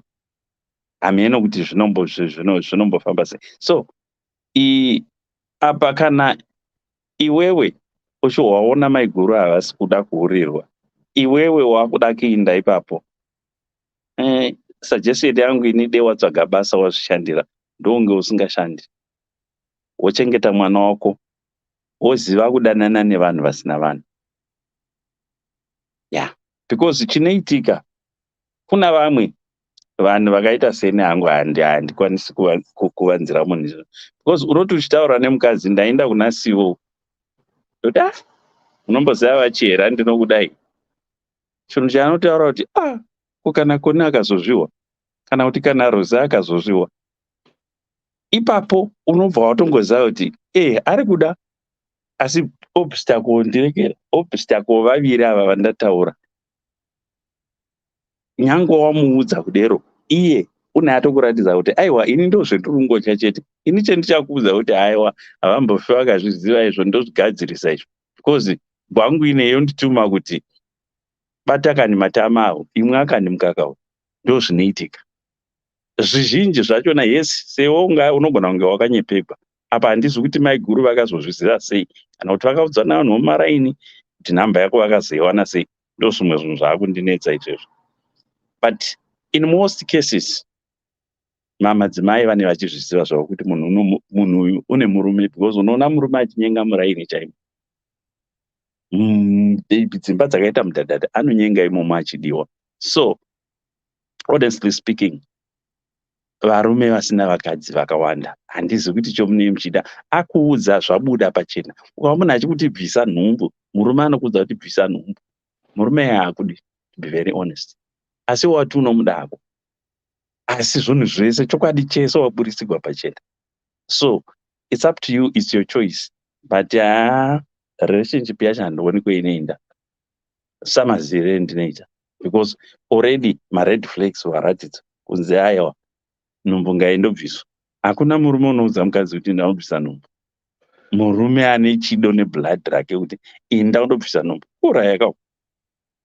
And iwewe, you are buying to that? Anyway, it's up to you. But kudiwa, ini ndizvo ndokuudza ndezvokuti hausi kudiwa 90%. Saka choice ndeyako iwewe, kuramba uchipindirira mberi nerelationship yakadai. Wakarara mumba umu, mai guru vanozviziva wakarara machira avo, kune n'anga hatina unjere hwekurekera, unjere hwekugadzira ma-missiles muZimbabwe, but unjere hwechin'anga muvanhu vatema umo ndomumusha mavo. Achazviziva kuti wakarara kanobva rugwa kakapendekeka akaindiswa nako kunana godobori, unoona chokuona iwe. Be very careful. Chirega kuramba, the best thing usavapindura, because ukavapindura unovapa hasha. Sometimes ukangonyarara chero vakakuthreatena, keep quiet. Zvinoita zvinhu zvinoita de-escalation, but ukaramba uchivapindura inoramba iri hondo yokurussia neUkraine. And maperere acho pamwe kuseenzeserana ma-nuclear bombs, zvinova ndo zvinhu zvetisiri kutarisira izvozvo. So ndingangoti ndingaita wind up ndichidero. I need to go and charge my phone, and netime shoma Koni wachona ari kutondichonya ari paari apo. So I need to go, guys. Thank you so much. Kumaswanda. Maswanda. Aiwa, mna Maswanda. Ndimai guru vekunoko. Ndimai guru vekunoko. Ndikutozviziva kuti Koni pane zvaari kuita. But unozviziva, Dewa vakatodla mombe kare. Kuti gwangu ndewangu. Dewa mombe akatotora dzishumba ka vakatotora mari yanzadzi yavo vakatodya kudhara, vanotoziva kuti mukwasha wedu ndigwangu. Aiwa kako, but praising yanga achiita musipo achitoti Koni zvakazoti vazoda achididi mamuchi. Aiwa ari kunakirwa kazvi zvanenge akaisiwa mukaka mumusoro achitwa sei. Okay. Akuonererwa chete, acharipa zvake. All right. Dewa wazvinzwa. Tuidzosera kwauri Dewa. Murudo takaenda neDDC ndikoko takaenda muri sese. Good people, how are you? For those who are just joining us, welcome to the show, come to the program where we discuss real life matters of the heart. So please feel free to bring your stories if you've got a story that you want to share. And again, don't feel left out. We've got a strong team that supports you if you've got issues that concerns you, if you want counseling, if you want someone to talk to, please get in touch with us. That's our job. That's what we do. We do this for free. If you've got a thing that you're doing, maybe running your own project or something that you want to advertise, please get in touch. Then we can as well work together tichita setichibatsirana how to empower ourselves, to empower each other by kushambadzirana. Right, for those who attended the Mambukadzi event, thank you so much. It was very successful, even though I couldn't manage to go there, but she was happy with the turn up. And please, let's do like that to support each other. Hapana chaunobva support ukatanga your own thing, let us know, we'll come and support you. Ndo zvazvinoita, ndokura kwacho kwataita sekwatenge tichiita. Right, who is coming after mukoma gwangu? Masibanda kana ndianatanga Masibanda na Dr. Love Potwe ndianatanga, sorry I can't remember. Ndini? Okay, Masibanda endaitenzwe. What's your take on this one? Two time na Dr. Love kapata nyaya Masibanda taura nyaya dzenyu panapa. Ndikuta two time na Dr. Love. Yeah. Uyu musikana nyaya dzese dzakawandisa. Kada kuitanga kubva kumusoro kuzasi. So many things you could say. So first of all, ini ndoda kungotaura hangu ndichiti. Kuzoona mimba yobata handiti iwe wotizira. Zvimwe zvaazitaura kuzasi uko ndozvazitaura ndizoona kuti anga ari kutaimira kuti ndichachengetwa ndichazodini. Ipfungwa dzangu hangu idzo. Kuti this lady honestly kudana nemunhu, I don't know, she's saying she's 27. By 27, I think unenge wane kamwe ka skill set kekuona kuti uyo ane mukadzi uyo unogona kuzonyeperwa hako pane zvimwe, but kazhinji by 27 unenge uchitoita uchiziva kana unenge uchitosuspecta kuti George ane mukadzi but ndofira mutry. Ndo zvinoita especially kana ari kuti mwana wekutanga and everything chichanga achoti pamwe ndapinda ndosvika maiguru vai, because kuzobvunza after the fact next door kuti hanzi naye vane mukadzi kana maneighbors acho vanofanira kunge vakamuudza kuti iwepo waimbouya uchirohwa gwangu mumunhu wanga usiri kuona kuti magumbezi ari kuwachwa, mashiti ari kuchinjwa, wanga uchiti ndiyo baba vavo vanoita izvizvi, especially kana kuri kunana Zimbabwe kunoku kutori nani because people vanozviitira zvavo, saka unogona kutovharwa paya kuti zveshuwa hapana, because generally hakuna mamaid hakuna chii. Kunana Zimbabwe we can tell kuti kamufanirwo kesheti pane ari kutoaina, baba vanga aine vakudai, hakuna zvakadaro. Anyway, yatowater under the bridge, nhumbu yavapo. Now she needs to make a decision. How she got to this point? Zvimwe ndinofunga vanhu mataura zvakawanda kuti unofanira kumbochangamukawo. Aiwa, anyway, varumewo kunyepawo futi ava, varume vanonyepa, yes, izvozvo handirambi. Varume vanonyepa zvekuti yeshi yeah, vane skill, but tumapoints kwataura kuti ndimona murume akumboti chimbobvisa nhumbu abatwa pakuti ari kunyepa ozoti orai ndokuchengeta ndozodii, and then after the fact, after waita mistake iyoyo waita sei wadii, handisi kuti mwana mistake, but mistake yekumitiswa nemurume wemunhu ndo mistake yacho. Now wasvika papoint iyoyo, the wise decision is kuchera gomba wopfira kuti zvevarume vanhu handiti futi, wochengeta mwana wako. However, now she's saying anondichengeta, anonditira zvese, akazondirojera akazodii, and the fact yekuti akangotizira zvinoshowa tune telltale signs yekuti this one is not economically empowered. This lady haatorina, ndofunga akangoya nekabhegi. Saka zvese zvokuti ndikurojerwa ndichizonzwinyi ndichiitirwa ndichiita sei. Baby girl, you need to wake up and smell the coffee and do something for your life and your child. Now that I've started wedding, matova 2. Ipapapa ukasangwara ka unongonzi I love you, se woiswa futi yechi 2 pamwe nababa yavo kana nomwe futi, uchingonyeperwa uchichengetwa zvauri kuda. Izvi unonzi ndinochengetwa izvi. Aiwa, twatumatoko twekudhara twechichemberi. Makore ano unofanirwa kuzvichengeta. Be able to take care of yourself so that if things like this happen, at that age 27, anofanirwa ungori kumboita something, kana kutengesa mabhero kana madomasi or whatever. Kuti something like this, it can happen to anyone. Varume vanonyepa, hatidi kuramba. It can happen pamwe akanyeperwa sure. But kana zvaitika kudai, wozoti iyi mistake, ubva warega. And kana waona kuti ndaita mistake, chirega kuramba uripo. Kutoti I love him. Unomulavha here uyu kana kuti ukuda kuchengetwa. kusvika mutaura pakuti ndiri kuchengeterwa anondiitira zvese zvese zvipi zvese zvipi exactly zvimwe zvinhu zvatine tichiti kuchengetwa kudii zvimwe it's not worth it. It's not worth it in the long run because you're only 27. In the long run ukazosvika mazera adai ma45 waitwa small house umwe wabariswa 3-4 regreti dzacho dzinenge dzazowandisa dzinenge dzazopaila zvino ende unenge a very bitter person. Zviri nani kuti urege zvichakanaka and do something right for yourself and your child as well. Zvokunzi bvisa haini zvokubvisa handibvumirani nazvo. Handibvumirani nazvo zvamuchose. Izvi zvokuti hanzi ndakutya nekuti ndazonzi ndinoroyiwa. Vakadzi I would say vashoma vanoti vaona mameseji wonyarara kana kuti vaudzwa nevanhu kuti wonyarara. Women will talk and they can tuka and they can say anything.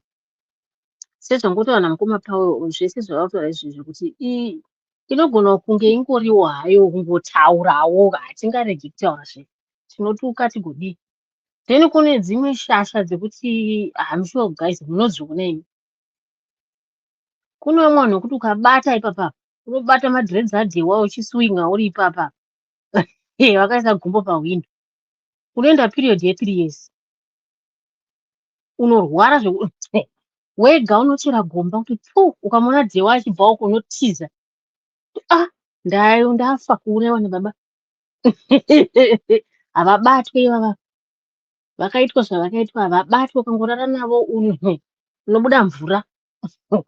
Kune vanhu vanogadzira zvokuti wega unopa kutenda. Saka be very very very careful. Inini munhu anonamata zvokudaro but I know I've seen and I've known people wekuti anokuudza kuti guys zvandakazodai ndikazodai but zvaanenge ari kuexperience zvacho inenge yahora chaiyo chaiyo. So if she's threatening mwana or she's threatening, you never know. 50-50 kungotaurawo kubhoikana pamwe chokwadi. Hakuna vanhu vanobata-bata. Ende zvivindizve zvokuti anongogara hake ari kumusha achiti ticha mistress havauyi kuHarare kwacho kutauni vachiona pamba vachisiya vananika vachisiya vaisa zvinhu zvokushuwa kuti ndine amai panapa. Pane zvavakatotemba vanotembei maiva vanotembei. Chiri kuvatarisa kuuya every weekend kana kusiya mwana kuti anoenda kuchikora kana dheti kuti uchengetedza zvinhu zvavo. Vari kuziva zvavakaita pamunhu wavo. So she might be very sure kuti don't worry zvipiriedzei. Maybe this girl akazotenderera achinyatsobvunza anogona kuzonzwawo mastori kunzi baba havabatwa. Mukadzi wacho chiriko kumusha uko ukabata ukatambira ipapa unofira ipapa. So yeah, she needs to be very careful. She needs to be very very careful. And in any case ingodai pasina kuroi. Kana wangozviona kuti apa ndaita mistake apa ndairasa. Haungati kaiwaona kuti ndapinda wrong road woramba uchienda. Handiti unomira woita U10 kana kutena neimwe road kuti no ndarasika. Haungarambi uchirasika uchingoenda continuous. Unenge uri benzi. So now that you have seen kuti apa ndakaita zvisizvo zvatoipa, go back. Take a deep breath, start thinking kuti ndodii apa. Kana usina imwe source of income kana chii unotoenda maintenance. And hauna kutaura zvokuti wakaroorwa wakangotizira iwe ndokugara. Hauna kubvisirwa mari, hauna kumbotaura zvokuti kana kuti akaenda kumba kwenyu kwandanozikanwa kana kuti chii no. Kana makadanana zvenguva refu yakadii. Kana mimba yatobata panofanira kunge paitwa masteps kaungadai kutaura kuti ndakatozoudzawo tete vangu kuti mufunge munhu chichi. So it seems like wakangotizira. Wakangotizira. This man is not respecting you in any way whatsoever. Wakangotizira ukagara. Ukabatwa nemukadzi wacho ukafurufushwa ukatiza ukaenda unogara pako wega. Uri kuchengetwa. This guy will just continue. So man. Zvauri kubvunza izvi mibvunzo yese yawabvunza siya. Just leave and start afresh. hausimbori wokutanga wokumitiswa in this world. Unomitisiwa zvinowanikwa and you go and you start afresh. Zvinotowanikwa izvozvo. So be prepared and take care of your child. Zvekubisa izvi usaite musikanzwa inosvosvika ikoko. Usaite mistake pamusoro penyu. Yeah. Regai ndimwe mvura zvangu. Thanks, Masibanda. Dr. Love. Hello. Mate. Say. Murudo. Kurisa ikoko. Kuno kuri boma ida se. Ameno kuti kunaya kuno, but yeah. Vedare muriseiko. I know kuti mose munofara asi ndinovimba kuti makasimba panyama nemumweya tinonamata hedu tichidaro. Let me get into this situation here. Ndichiti, do we know and understand the laws here in Zimbabwe at this point that pertain to marriages and ma small houses and all? If we understand that, maybe that might help her. Unfortunately, in Inyango and Maziwe, or say as intimate as I should, because I don't have any need to know it anyway, because I used to stay around barika, but I do probably know kuti that the laws barika and my girlfriends are in my small houses. They now have rights under Zimbabwean law that essentially cover and protect them and their offsprings. If that offspring is proven to be Muridziwe Wababa. So that being said, I am not justifying nor am I condoning the behavior and also the situation here. There might be protections around and surrounding your circumstance based on the new laws. However unpopular they are, especially kunewa cards vanema chapter 10, 11, 12 chi. I unfortunately don't and would rather not promote it, but on the ground. Ndiyo hurumende yatakachuza yoyi. Anyway, ndichipinda mnyaya yoyi ndichidaiso. I will put two things at bear here. The first one ndiyo kuti angari mskana ane makore 27. Tunoziva kuti murume wake ane makore mangani? Or boyfriend iri kunzi soon to be a baby daddy. Do we know how old? Is it 39? Okay, ane 39 murume. Ari kugara kumba. Let me double check. Yeah, it's 39. Okay. Ari muhara, ari muZimbabwe ka? Yeah. So kana ari muZimbabwe, 39 years old, ane imba, and there is bound to be some suspicion raised ipapo. Kuti why is it that you are single? Wakamborora here? Unevana here? Those are questions that tinodzidzisana pano pa DDC.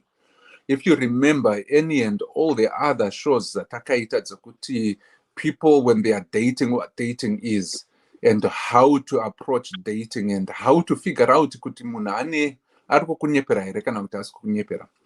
I would have hoped kuti anga aripo panyaya padzaipatsanurwa idzodzo. But if she was not, I would suggest that she tries and goes back to, I think it was a year and a half ago, patakapatsanura nyaya yoyo. And subsequent topics that delved in that about dating, my boundaries, and what women and men want. Takadziongorora nyaya idzodzo. I hope you will benefit from that. So I won't spend my time ndichitsanangura kuti what it is that she needed to do. Chiripo ndicho kudai so. you are in this situation, you cannot cry over spilled milk. What is the next best thing to do? What's the best thing to do going forward? I know kuti wakarwadziwa, you discovered kuti murume ane mukadzi, you've been threatened by pakuroiwa chaiko. Munongoziva imimi kana zvakanzi uchazviona, munhu anoti uchazviona yega. It brings some shivers, some cold shivers in the back of your spine. Kune vanhu vakakurira muZimbabwe vachiziva zvinhu zvazvinoreva. It does bring chills, and it also is a connotation yekuti pamwe munhu kauyu either muroi kana kuti achanobata-bata, whatever the case may be. That's a veiled threat if the person herself is not meaning it. But pane nyaya yakadai soka, there are deep wounds and there are deep assertions anoitisa kuti munhu aitei atsamwe kudaro. Asi sisi vedu ava vakahanzvadzi yakabva yataridza kunge fange seyanga isingazvikendenge yakanopindura achiti aiwa mwana tichatoita mwana naye, and she's not taking that pregnancy out. Thank God she decided to do that. Saka mukadzi uyo kauyu akati tichaona kuti uchabata mwana wacho naye nguva iyoyoka. Anenge achiti akutosota musoro make kuti kati ndichaitei, ndakambonzwa kuna baba n'anga ningi inokwanisa kuita zvakadai. These days vanhu havachina kurutyira. Kuromba kwawanda, uroi hwawanda kunze uko. And people are trying to safeguard their own with using the wrong methods and using systems that will only bring them their pain rather than good. So let's not take this lightly. It might be a veiled threat, but if I were you, I will try and figure out and also make that connection kuna murume uyu wako, soon to be husband or boyfriend, njolo, nevabereki vako.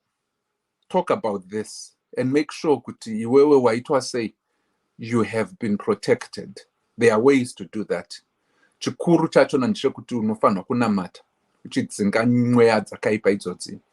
Iwewe waigarako kaikoko kumba kweboyfriend iyoyi, wakasiya zvako zvinhu zvako zvekupfeka zvemukati kana kuti chii, kuda umwewo mukadzi uya akangosvikira akazviona ikoko, anotoziva kutoti akatobata chinhu chako and uchazviona, you see. So let's just not poo-poo it and throw it under the carpet and be proactive about it. Chandinokukurudzira kuti chinokunda zvose n'anga, varoi naSatan ndimwari wako waunotendera muropa rake yeJesu. Kana ukazviziva izvozvo ka, I believe kuti unenge wazvigadzira, and unenge wazvigadzira magadziro makuru anokunda n'anga dzacho neidzodzo. And you would have been very safe nemwana wako. And once you do that, don't stress yourself, because stressing yourself will probably ultimately do more harm than zvaanenge aenda kunogadzira ikoko. Because at the end of the day, it will become a self-fulfilling prophecy. Uko chingogaya, kugaya kwachona kuita stress yoita BP mwana otanga kuhanzi mwana anozotsva mudumbi momo hameno zvazvinenge zvichireva, but kuzobuda kwake ka kunenge kusiri kwekuti awaroiwa, but kunenge kuri kwekuti wakufungisisa. Saka ukasadaro hako, you might actually find yourself going through the term and uchizopona mwana wako makorokoto. But let's now talk about the elephant in this room here. Nyaya yekuti wakaita mjolo uchida anga asingafunga kuti mjolo, iwo anga uchifunga kuti unotoona mukomana wako. and waitoenda kunovhakacha uchimbogadzira mumba uchipeka peka, hauna here kungodongorera imo muhodrop macho makanga makakiwa here kuti usazive kuti panenge pane munhu mumba imomo? Hembe dzemukadzi uyu dzaiendeswepi? Aidzibvisa here muhodrop achidziwandisa samwe achiziisa mumasutkesi kunonzwita sei, kumawandisa. I mean, that to me is a lot. Anenge achida mujolo kudaro. Murume anodaroka is a very, very, very experienced cheater. Zvekutoti hausiwe wega ndinofunga. If he were to go to all that extent yekuwandisa nhumbi dzemukadzi wake, nhumbi dzemwana wavana vake, iwe kuzozviona kuti mukadzi, pane mukadzi wakuenda kuclean hande, wakaenda back of the wardrobe ukaona kuti panotwa nemapicture pano.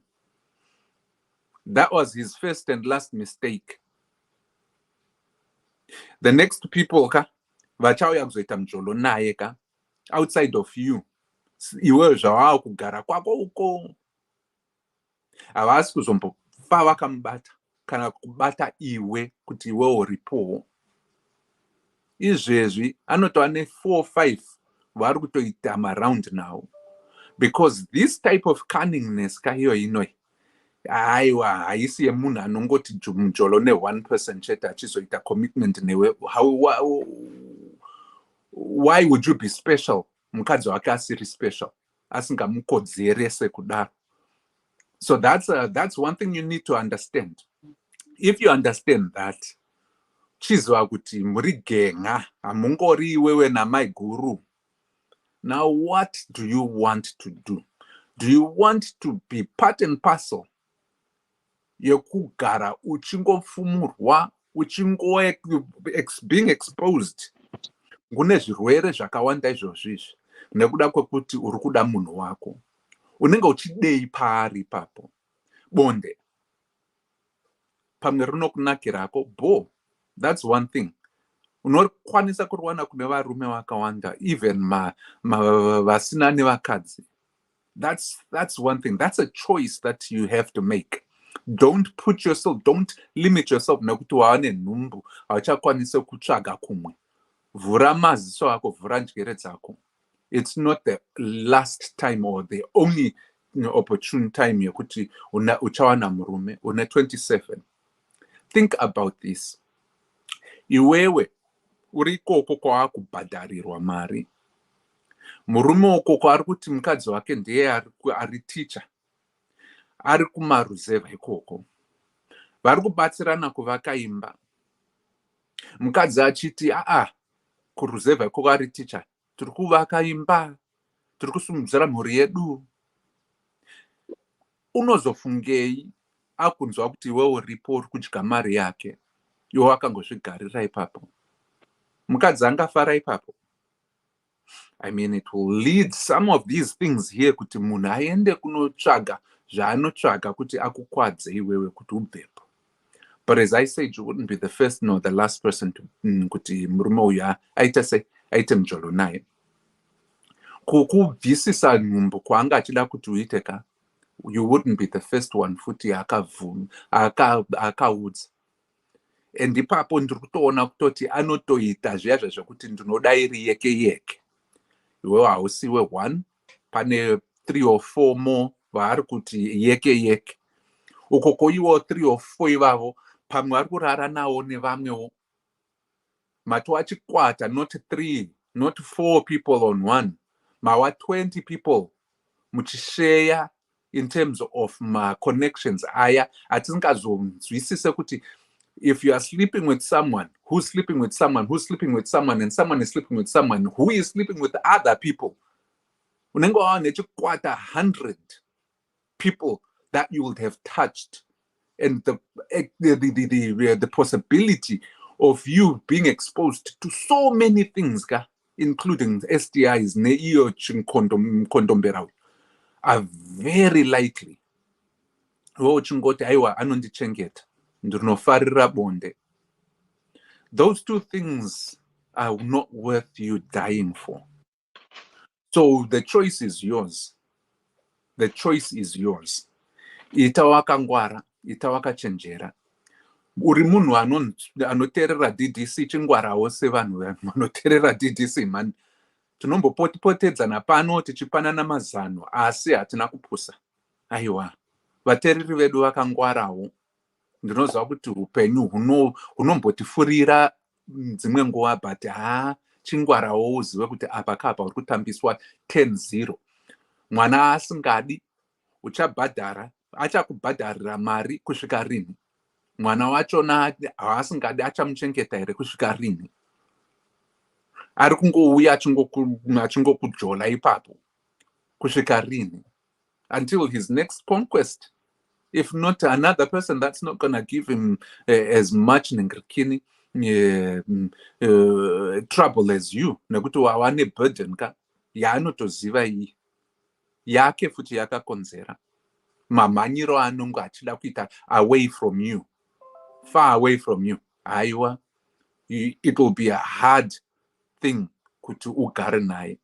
And don't ever listen to him if he ever says kuti handicharamba mukadzi wangu. Because varumeka vane vakadzi vavo, it's rare that they leave their women, their wives. It's very rare. Pashomanene. Saka don't beg and don't peg your hope on that. So ngwara ziva zvekuita. Ari kubatsira nerenti nechekudya. Chibva wangomukwenyerawo kuti chindipawo nema-extra kuti ndiwanewo chimari chekuitei chekuzoriritira mwana wangu kana auya. That way you establish yourself and wotanga kuzvishandira. In the eventuality yekuti iye anenge asingachadi kuitei kukubatsira, at least you find yourself une something chiri stable or something that you are doing ngwava ikokuku. Or otherwise ziva zvekuita. And that's dzokera kuchikoro. Dzokera kunoitawo something chaunofarira kuita nemaoko. Dzidzira and put yourself in a better position to be successful ramangwana. Because this man is never going to be your success. He basically is going to be your downfall. And probably your worst regret in life. Kana wakatemba naye and you peg your hope uchiti achakuchengeta. Don't think that. It might be for this year, might be next year, but mwana achada kukura kusvika 18 ozoda kuzviriritira. There won't be. That man will probably be long gone. Saka chiziva kuita nhasi, uchichengeta, uchizvibatsira kuti to build for both yourself and your unborn kid. Don't stress it. Zvamai avo vekutreta navo kawo. Don't think of it too much. Chingotaura nevabereki vako, nemurume uyu njolo wako. But kushinga, kunamata, to protect yourself away from any evil thing. Beyond that, tinongoti chingwara. Wapiwa mazano. Ndapedza.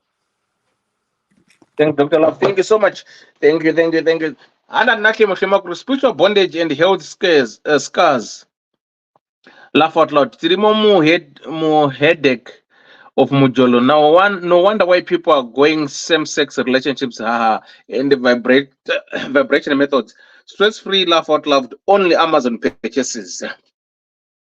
Unongotenga upa Amazon pakwapo zvako zvatoendwa zvaendwa hanzi stress-free. Regai ndibonwa mvura kana chidai so nditsvaga kusamba tidzoke left regai mvura tichidai. Ddc Current. We remain committed to helping our customers stay mobile. Dinomatika paguta, para mukuta.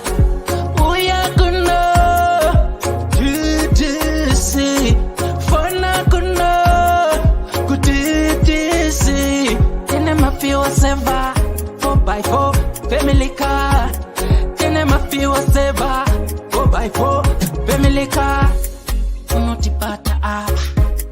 +447961803546 or +263773791 and last one +263771257 your big up daddy T.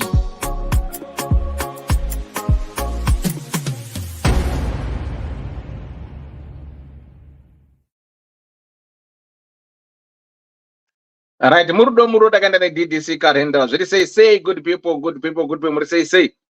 All right, for those who are just joining us, let's just do a quick recap on Dr. Love Mapedza kutaura, tina Masibanda, tina Asibo, Mkoma Paul wataura, Dr. Love Mkoma Gwangu wataura. Barnyadi anasiri kuti yo. He never said, "Hi Elder DDC, hope I find you all well. I'm 27 years old and 3 months pregnant. I moved in Panangos yakuti ndani nombe. My boyfriend is 39. We stayed together for 1 month. And nachandakambona that shows good. Angave are married. I then bumped into some framed pictures behind the wardrobe. It was clear to Akanga Akavigba. And it was him, the wife, and 2 kids. They seem to be happily married on the portraits. I wanted to ask him, but I told myself, I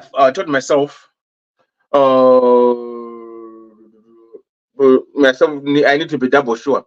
I found out from a woman next door that he was married and his wife is a teacher, Kumosha. She comes month end and during the holidays. Ndakazomvunza and anakuramba. He asked me if I can terminate the pregnancy and I refused. Ndakamudza kuti abortion ndinozvitya. I moved out of his house. Ndaugara kwangu nega, but he is doing everything for me, rent, food, etc. Kumba kwangu anouya once or twice a week. Panenga achitoda gwangu zvake. I love him and he takes good care of me. Now my problem is I'm receiving some threats from the wife. Akanditisiana nemurume wangu, but I told her I can't because I'm already pregnant and I love him. The last message she sent to me was Kimboita tono kwambata mwana wacho.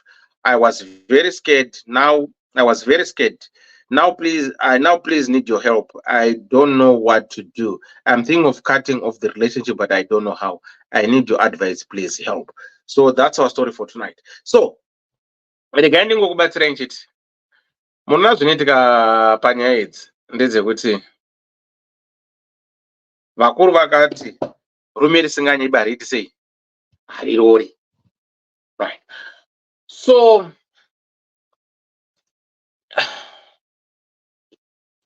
there are some guys out there, or there are some men out there, and there are some women out there who are smart, very manipulative, very calculative when it comes to dupe and deceive people, right?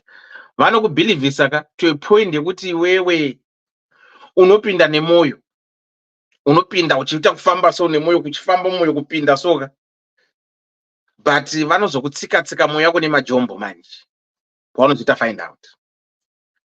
So as much as people might think or say she should have seen the telltales or observe some of these things, it's hard to suspect, especially if the person gives you the whole access and the whole world to yourself to make you believe with this person, they are not attached to anyone. Until when you're in this kind of situation, that's when you will see, oh, so all this time I was blindfolded. So like I always say, Guti, I had some similar experience with my best friend way back in the 90s. Changopedza chikoro chishanda in the 90s. So I've said this before and I'll repeat it. Guti, at times you can't blame the person when they're blindfolded because they believe this. And the last person to know is the person akabelieve this. Yet everyone might know. Zvakafanira ukaita mukadzi akahura kana murume akahura, especially mukadzi varume kazhinji kacho vakadzi vanokutengesa. But kana uri a married person, muri a married couple or a married people, kana uri murume mukadzi wako akaita boyfriend, Hakuna anoyachikudza mukadzi wako ari kunyengwa ari kukwirwa. Why? Because havazi the way you're going to react. So vanogara kana 100 years vasina kudza. Musi vanozozvibata wega manjewo. Everyone who comes to mamusikaziye rine kuti mukadzi anengwa naningi. Taize kubvira kudhara izvi. Taimunoziya izvi. Even neighbor, everyone knows, but they don't know how you react if they tell you. So they leave you in the dark until when you was batira. That's when they will say they were quite aware of that. So in the 90s, I was working to Willowville. So my friend Angus Bus, but he was a charmer, sweet talker. But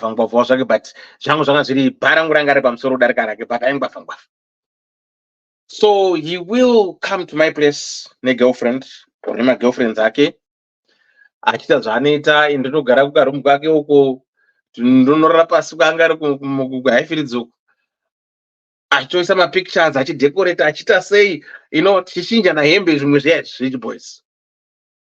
So we went on like that and I didn't have a problem with that. This is me. So it happened musikana akaita nhombo. So when the girl fell pregnant, the girl, when she realized what this young lady did, akauya kubase kwaikwirirwa, which happened to be my place, Pandai Roja. Skandokwa akauya. So akasvika nditoripo, ndobvonga zvangu sosipani yangu zvangu. Ndemuribwere musevadaizera kati andiri mafriends futi kana mumafriends hapana munywana pa auri bwere chipo ndepa azvitisa hapana ndeva muripo abo ko ndeva mawani chiko wangu ako mukomana ari kupi utaura nyaya kuti nzwi ako ndeva ndakamita kandori nepregas ndandiya nebhegi manje ona wangu maviri macho manje vanapa pakatoipa chiwo mnatopinda togara pambedha. Okay, ndikati manje uri kuona kuti iri kuitika pandeuti chii pano manje pashanga ndopano sikanzaiwa ndeva mudaro zvaiwa chimbovirira zvimafanisi womunguru majokes kumuchindaenda kupi ndikatara no live then ndiyanga ndinotoroja pana muchinda ritori bhesi itori posto yeboys inini kana hamusikana naosinzwisa ndikati no hapana nyaya hande kusvika parusaka kupinda areas muchinda aripo nechimongo nebhegi svika muchinda aitorara zvake pasi zvake akatotyorera zvake akati sake makumbo mudenga nekapushtre kake nekapramastof koni akatonamirwa zvai mapicture anatori patoni unoza anoza musikana akafenda zvokufenda kupererwa kuti shit muri kuona. So but the guy wasn't married, but ungoti akabhilivhisa munhu isu tikabhilivhisawo munhu because tandiri boys ndozvitaita pachi boys. Saka I would understand where this young lady is coming from, kuti at times she was meant to believe that this guy is not married, but he are married.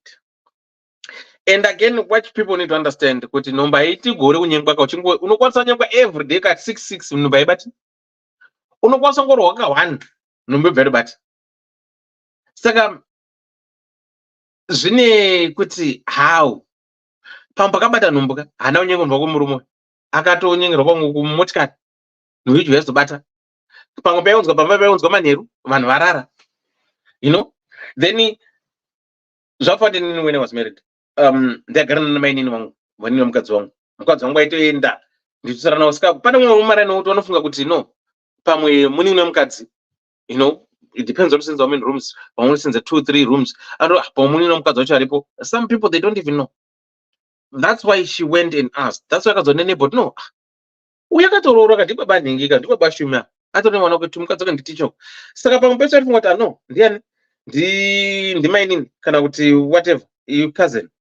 And remember kana watizira haunyanyo kubudikira kaunongochingoti wasiya watengerwa nyama chingwa mukaka urongonzi iwo chakongogeza mutauni hautsvairika yadika kana ndiri kumasabhabheni kana waigara mukaflat hauchatsvairi yadhi urongomuka zvako uchingobuda ende munongoziya uyo uri kutika ndine munhu wangu handina kana kumbotsingwa mukomana handina kana kumboramba nhumbu saka unongochizvifila kuti no inini nditori bo saka unongo chobuda choswingawo chinotosvila kuti hana kana mboramba inorwadza ndekuti kambotanga wambodzingwa maybe ndipo unozoti no but mukomana akatambira chimoko kudai chimoko chisina kuenda kuseri kwewardrobe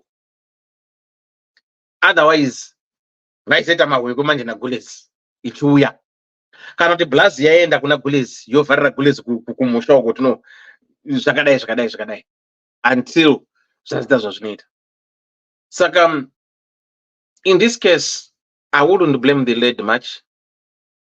Yes, pane pambe kuti I don't know, some women they are very good at picking if someone is married or not, like what Masibanda was saying, kuti unokwanisa kuti kama inirwe hembe kana kuita say but ukadhirana nanenge inini my policy ndiye kuti handipfeki hembe isina kwainwa, hembe apindi mudropu isina kwainwa, ndinopedza kuwacha hembe dzangu ndichidzibvisa ndinoudzaina ndesa mudropu pandiri kuitora mudropu macho ndichipfeka handipfeki yakadaro I have to take iron ndoichisa kuti panyowani foot, and I don't ask anyone to do it for me, I do it for myself because I've got my certain ways dzandinoaina nadzo.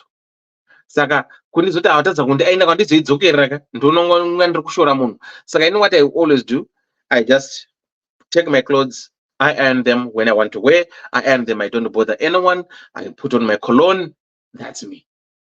Saka if you come across somebody like myself who is particular anenge ane OCD with the way yaanoda kupfeka zvinhu zvake zvakaita, wozouya kumba kwangu nhandaka namukadzi saka nokuti no, there are some men who are like that. Then ikoitira mumwe kuti I don't know if how women tell kuti dumbiro ndiri munhu ari kubikirwa. Inini naibvonga, I cook, and when I cook I don't leave plates as long as when I'm cooking I clear up my mess.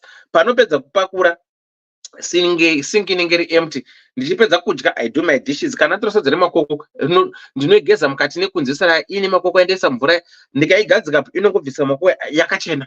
Saka there are some men who are very particular the way they were brought up, the way how do they do their things. So apana mukoma kwangu manobika indotobika kudarika umwe wakadzi zvokutokanga zvamwari chazvia zvokuti unotoda zvekune chandisingagoni kubheka chete but zvekubata poto ndinotobata poto ndichitomuona sadza kuti handisi kana bundu kana kutoshamisa kuti shasha iyi inobvonga. Saka there are some men wekuti a woman cannot distinguish whether if they are married or not, but there are some like what Dr. Rose said, with you can tell if this person is married or not. So for me, I would say this young woman genuinely she was duped by this man without realizing it. But like what Mugoma Power said, my good paprika haivavi but yakatsvuka kuti piriviri haivavi but unongoziva kana munhu ari kurwadziwa they can say whatever they want to say, like what Dr. Love said now, ndeyekuti uchaita stress which will affect mwana ari mudumbu, then that stress inaffecta mwana wotanga kudevelopa maproblems ari mumudumbu imomo, then your mind will tell you ndakaroiwa, but scientifically no, you cause this fetus to stress. Saka stress kaka zvokuti anotoita some problems, then you want to know because magoro kwati ahubati mwana wacho muoko. So there are certain things that we as people we need to start to understand kuti yes, I'm not saying chwana hakuna chwana chiriko, but you need to understand kuti scientifically mwana mudumbu akastresseka anorwara, anokwanisa kufa, anokwanisa kubuda ine complications whatever because wanga wakastresseka mai wacho, but uzongoti because ningi akati achandiroya saka ndakaroiwa. Saka I will say to this woman, I wouldn't say kuti arida kuchengetwa kana kuti chii, but kana ari kuchengetwa I think you people ndopanomboti pana padidisika pamwe pacho vanhu munomboita dzimwe dzenguva munombosiya zvamunenge makambotaura inga munoti man is the provider. So why can't this man provide? Because akaisa munhu, that's his responsibility to make sure this woman is catered for. without fail. From rent, food, accommodation, and whatever you call it, near future, because you guys say man is the provider. And yes, he has to. Kwenda kwake kubasa, kana usaenda kwake kubasa, this man has to put his foot down. Pachishona toti adena mangwiro otokunya. Ndiye akazvidena. Saka the woman is right. It's not good to benefit out of no. Yes, I know the hardships in them. People might say, I know, hapana zvaruta because asikushanda, saka ari kuda kuchengetwa, you know. No. Ndiye akamuti uri wangu hana kumudza chokwadi from the onset that married. Saka uyu akapinda nemoyo. Nyamba murume ari kunze uko zvako musikana akapi because unoziva zviitika ndezvokuti if you're honest with somebody that are married kana kuti ndakaroorwa unoziva kuti ndezvekuba. Saka it's either muchabatwa kana kuti munotoita mukasangana murodha muresani kuti vanhu vasaziva kuti muri kudanana. Zvino uyu akapinda achitoti freelance open check ndiri kuita zvandiri kuda. Saka I can't blame the lady. So this man, he has to wake up and smell the coffee. Aita kake ndihomba rume. Meguru ari kumusha, I can understand her bitterness. Kuti she was betrayed. But vari kubhaka at the wrong tree. This is the problem with most women. Uyu akanyeperwa munhu.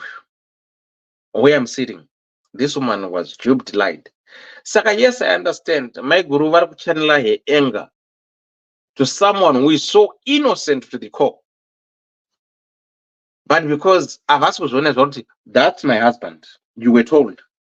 And murume aenda kuna meguru chandakamuudza akaita zvina basa. Mene munombo rapa ropa. Varume tinonyepa tine dzvene. Ndisingaiti. Ini ndakati inini. Ukandibata uri mukadzi wangu. Ndauya negirlfriend mumba ukandibata ndirimo. Ndiri pamusoro. Handari pamusoro ndoti mai mwana ndadonherwa. Ndiri kuroiwa kuti kuimi. Mabva nekupi kuimi? Ndimani kuimi muri kundiroi? Handimbobvumi kundinda munze ndinotojamuka kuti mai mwana ndiri kuroiwa ndomuziya munhu. Pana anombobvuma. Pana ndaenda kuseva marriage yangu. Ha? Pana varume anombobvuma. Aiwa, ukaona okay, the reason why murume asikabvumi, that shows kuti ari ukuda. Ukaona anobvuma, he has done with you asina basa nana respect newe, asina basa newe. Ukaona murume anoramba kuti shamwari antomboziya ndikuroiwa ndiani munhu yuko, ari kuda. Saka as much as my guru is upset, I understand, but this woman, for me, to me, she's so innocent. Because akatovigirwa mapicture asiri kuwardrobe, iyo kana wazotsvairawo kuseri kuwardrobe, asimba rachanaro futi. Ha! Sechokoma chiri kuwardrobe, unokatirwa maseri kuwardrobe. Unongochiti bachelor ndimboenda kwasingasvikire nembuka. Aiwa, chiko. Unokwenza fedza dust kakuchingodai kubvisa dande mutande mudengo. Kana uzondondrodza nemodrobe museri kuwardrobe kumana. Akangokwekera kuseri kweodrobe akati ngandiona kuti chiche ndadonhedza ndizvandiri kuita. Aiwa. Imi wakadziwo ziya kuti kana mapinda mudzimba dzevanhu musabate-bate. Pinda ungogara. Pawagadzikwa ipapoka, gara semwenga, wotyora uripo zvekuda kuzombotanga kuvhura madhirowa edu muchida kunanganidza. Aiwa, zvine nechekuita nemizvo. Dewa, mira ndikudze imwe story. Ndine shamwari yangu chaiyo. Hayo unofunga unotomuziya munhu iye. Akatouya kunoku akatotsvagirwa COS nemufesi handiti. Zvese zvikatofaya akatonzi uri kuuya kubasa bebi kuzogara neni. Apa shasha mukadzi anga anoenda kulivhini. Mukadzi abuda aenda kulivhini ndobva varonga madhetsi ekuti uyu anouya. Uyu ndokutosvika akatogarapo 3 weeks uri kunzwa. Wiki richinopera rechi3 atogara zvese mota chichichi ari kutoenda kubasa achidzoka pamba. Achoti vakoma ndakasvika. Zvinhu zviri kutofaya kuDaventry. Tichitoti wapinda wena mukomana kungonyengana kudai ndobva atokuitira zvese otokuunza kunoku. Wakazviwanira. Tikutofara paya akazofona achiridza mheri. Akati iyo yekutsvaira iyi azosarawo akati ndiri off regai ndinyasombovhacuuma ndimbobatawo mavhacuum cleaner eku-UK aya ndichidhasta kwakupinda muloft dewa loft akangovhura loft akangwarisa aenda muloft mudenga muchaida muloft chatsvaga muloft chi hanzi mhepo yakati Yei. fufa ndikati chidhoo ichi chiri kuramba chichiti ngwende rega ndidi ndichibaye nebhurumu chinyatsokuswedera pakuti chigare ndopaakabaya kudai so kana kuti aitsvagei peno paabaya chambva chauvhurika wese ndobvatora cheya kakwakumira pacheya kwakuchizodai so manje akuona zvamine mabhegi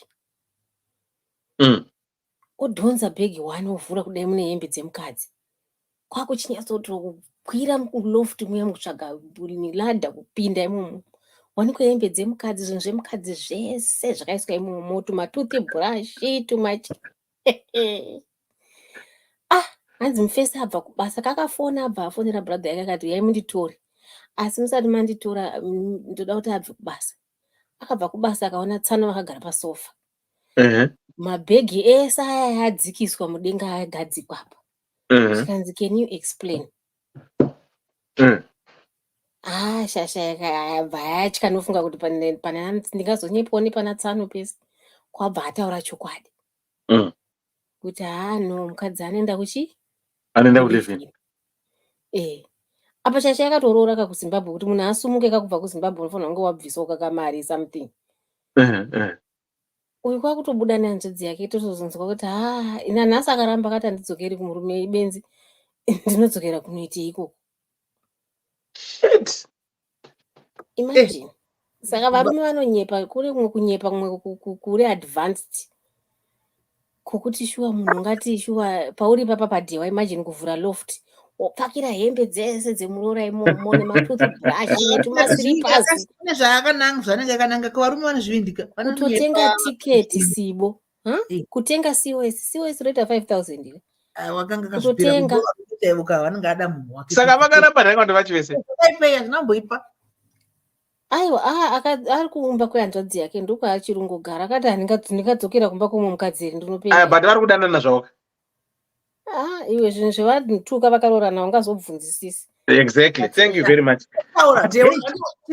wanzwa anti mataura imi munhu wenyu pane poini yamambopa kuti hanzi iwo unotodza nei kuona kuti pano pane munhu wechichichichi andi mazoona kuti munhu wenyu shamwari akadhupiwa she was duped akazozviwana after gaenda kuceiling aida unotsvaga but takatorwadziwawo tese tese unozakasawira akangwika kakoyo unoziva kamuningirasomita munin'ina chaiyo unoziva but ane nharo zvinhu zvakaiswa mulokuti hamurume wacho ane simba ndokudiwa kakabhadharwa 5 achodiwa musikana uyu but zvinorambisa manje izvo zvikuda kutsoka nezvisipo 1 inoda kuwanzoenda kumasaidi kwese inoda kuwanzoenda saidi revarume bhosi vakadzi takapusa stereki dewa wataura iwewo kuti murume unobatwa uri pamusoro pemunhu wotanzi ndaroiwa kana kuti mune zvikuitika ndidi saka uda kuedza kutaura kuti isusu vakadzi takapusa bhosi ndine chikuona une munhu ndonditi aiwa pane zvikuitika ndatoroiwa ndobva ndabvuma inini manje ndokuti ndakapusa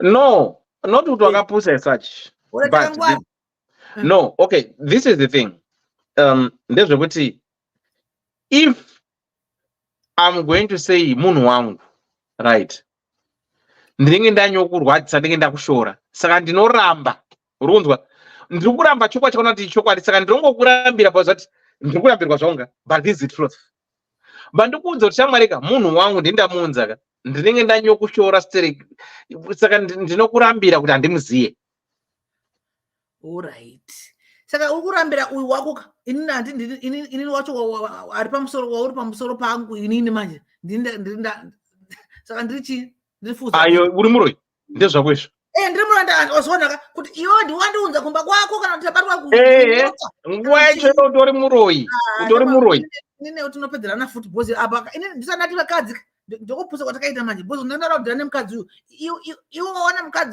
mukadzi ane murume wako woda kudhira nemukadzi uyu ndirane munhu wako murume ndiwowana ndiye ari kuchita iwewo ndiye aunza munhu uyu mukadzi uyu ana basa nezvinenewe vakadzi ndio problem yedu toda kudhira nevamwe vakadzi aiwa ina ndisikuziva kuti uripo kana kuti ndaziva kuti uripo but nguva ino ini ndini ndiri kunzi chichichi saka wandibata but unobata inini wabata murume wako saka pedzana nemurume wako iwe utanzi uri kutanzi yeye kunyeba saka inonga ninyepera kuti kudaro saka ndokutondishora kundida kundiita balance ndikuonda kubata kundadzeye pane zvaitika mukadzi wangu sori kutondinyepera indichizviona kuti andisuda kukurwadzisa utondirwadzisa iwe kutondinyepe ndakubata itotaura chokwadi kuti shamwari ndoiripo but sorry ukatondirwadzisa kundinyepera ndakubata tewa Sibo. hatinosiyana pose ndikakubata wondinyepera futi ndoidzura nenhingi iyayi ndocheka nenhingi ndokanda kukurodi ndodyiwa nembwa Sibo. Hazvitaurike. I'm telling you this. That's why yes, keep quiet then. Munotobatsirana kurova girlfriend yacho murume nemukadzi unzi muroi. Ndati muroi.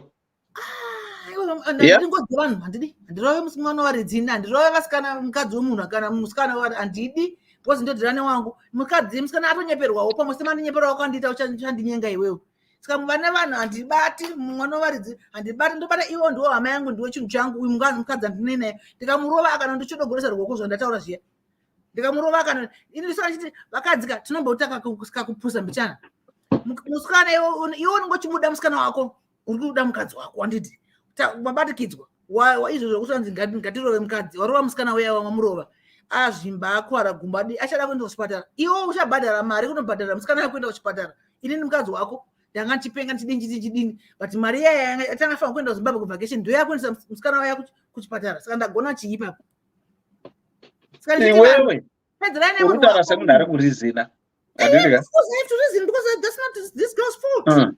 Okay, ndadai so right. Yes. Tika No, I'm not dealing with you. Deal with you or leave this girl alone. Why? You're going to do something. You famba ndipedzera nemunhu wangu. Handiti. Iwe famba. Ndakubatikidza but iwe tsora twako ndigokuona futi. Yes. But iwe neni manje atipedzerana. Shumba nachira atipedzerana. Auchindidya naso unondidya senyama but iwe neni kwete uyu musikana ngaabaye. Because akanyengwa hana azi rakawe kwauruka nditanzi musikana akandinetsa kandidini ndingatozvinzwisisa but iwo ndiwakatomunetsa ndikuda akati kudawo handiti madanana but ndakubatikidzai ndibva ndati naye musikana iyoyo aiwa yes mosho yake iwewe ndipedzerana newe ndiwo wangu ndiwo unondiziva ndiwo tinozivana tiri uyu hatinondizivi uyu zvisina but ndiwo pamhedu vakadzi toda kunyenza navo vakadzi why anyengwa mhosva yake varume munonyenga ende vakadzi tinonyengwawo saka mukadzi munhu akanyengera munhu wake apedzerana iwe ndopedzerana newe ndiwo wangu taura tinzwediwo mina ndopedzerana newe kandiwo wangu hanzi wongobatwa chete muchato wapera wakadzidzika mai ndinadzika mai ati havangaomboperi zvekumhanya mukadzi mira hold on Dr. Nava namasibanda chimboenda rakita muri 3 makadaro ndiri kuya taurai gara pasi nyaya yako kandiwati rabataura utanzi daroiwa ndikuona uri pamusoro ugonyepa kuti anzi pane zvaitika indakuona aya vasikana tingagoputa kupusa kwakadiko kunyeperwa nemunhu wabata chokwadi is either you keep quiet you talk about it later or amena iwo ndotobuda woenda and come back varume they are very good at pickering things anobuda woenda wodzoka nani pana kwandinoenda ini apana kwandinomboenda inini asinozoti chiisibo pano pashow handiti panofanira kumboitwa tofanira kumboita topic yekumboti chinombonzi marriage chaicho chii chinonzi marriage maurikutukisa manje isusu hatina kurorwa katengeta kutaura tonzi ndosaka asina kurorwa zomazokutukisa handidi asibo handiti tinodiscasa matopics evanhu vari married uyu murume ari married ko zvese izvozvo zvine vasikana vari kuda kuita married handiti but you find kuti Dr. Love vakambotaura kuti nyaya inonetsa sometimes ndeyefoundation kuti nyaya iyi uyu munhu rudzi anofungei mabeliefs ake akamira sei true because unonzwa munhu achitaura zvekuti mumarriage yangu kana kuti ari kuda kutondiroora kana apa this lady is asking us kuti ndopinda barika here kana kuti ndorega. That's the basic question she's asking us. Ndo zvaari kutibvunza isusu tiri kutodairawo hedu zvimwe zvekuti emujolo ukazodii kana kuti maigurwana. She's basically asking us kuti ndoda kupinda mubarika and kana ndapinda mubarika ndinozoroiwa here. That is what Totaura kuti murume ndiri kumuda ende ari kundichengeta ende zvikazodii. Iwo Chane makatanga kumuvhundutsa ndechekuti maiguru vanenge vanoroya. atizvozvo aiwa mazuva makata akasiyana because zvino mukore uno pane munhu wandataona nezuro achitotanza nzi tetonya dzemarriage nevasikana vamazuva ano nevakomana vamazuva ano neage difference yekuti vakadzi vakuru vanodana nemabheni 10 zvichashidi saka akatobvunzwa kuti mazuva ano nyaya dzekuzimbabwe dzimwe kumwe kwacho munhu anongoti akangowana amubata akutotizira nekuti nyaya dzekuda kuchengetwa bhoza kuna mabasa ende hakuna vamwe vakutofamba vakatoshama kuti agara atoonekwa kuti uyu aripo otozvidza pane munhu discussing depth yenyaya zvinhu zvakasiyana-siyana kati okay marriage yemazuva ano nemarriage dzakudhara dzatotosiyanei tikatoti maybe in the next 50 years vanhu vachapedza vasarorwi vasabhadharirwe kana vanhu vasapedza vasabhadharirwe because one there won't be any less budget and there will be less people that don't have kids.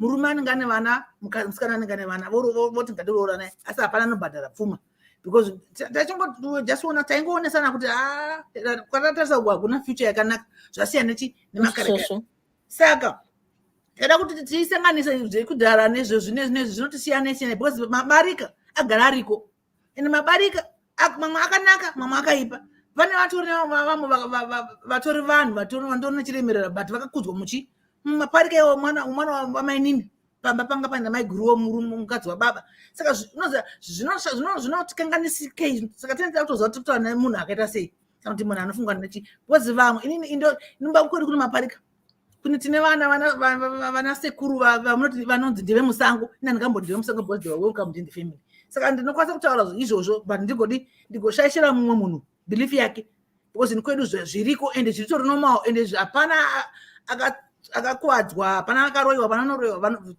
we are sorted nanhasi tinofambidzana but mwana wekugirlfriend handiti but maiguru anototi maiguru because yakazvarwa chi negirlfriend yasekuru wangu I'm talking about my uncles vane vana uku uku but vatori family that in the family those uncles are dead vakatofa but vana vatori mwe mumhuri handitoona saka I can talk about that but nenditsika mumwe munhu konzi kuti ari kusapota dai but indosapota but zvirikomba kwedu ende zvakatoitika nezviri zviri normal but une others haakupenga mazviona saka nini barika it's about 2 people ende kana kuti 3 kana vakawirirana zvakawirirana ndizvo kana musikana achida zvibarika anobvunza murume wake uyu handiti murume wake odi okanzerwa nemukadzi wake kana achida ogara hapana chakamboipa because vanenge vawirirana vochengetana vari 3 voita vana kazuva mumwe mukadzi uchi 3 zvakangonaka as long as vacommunicate mumwe munhu achizvida because zviriko hazvizinyowa it's not a new thing but iko zvino zvimukore uno vashoma vanoda zvimabarika anotanga kuti hanzidi haye but inini kumukore zvidiko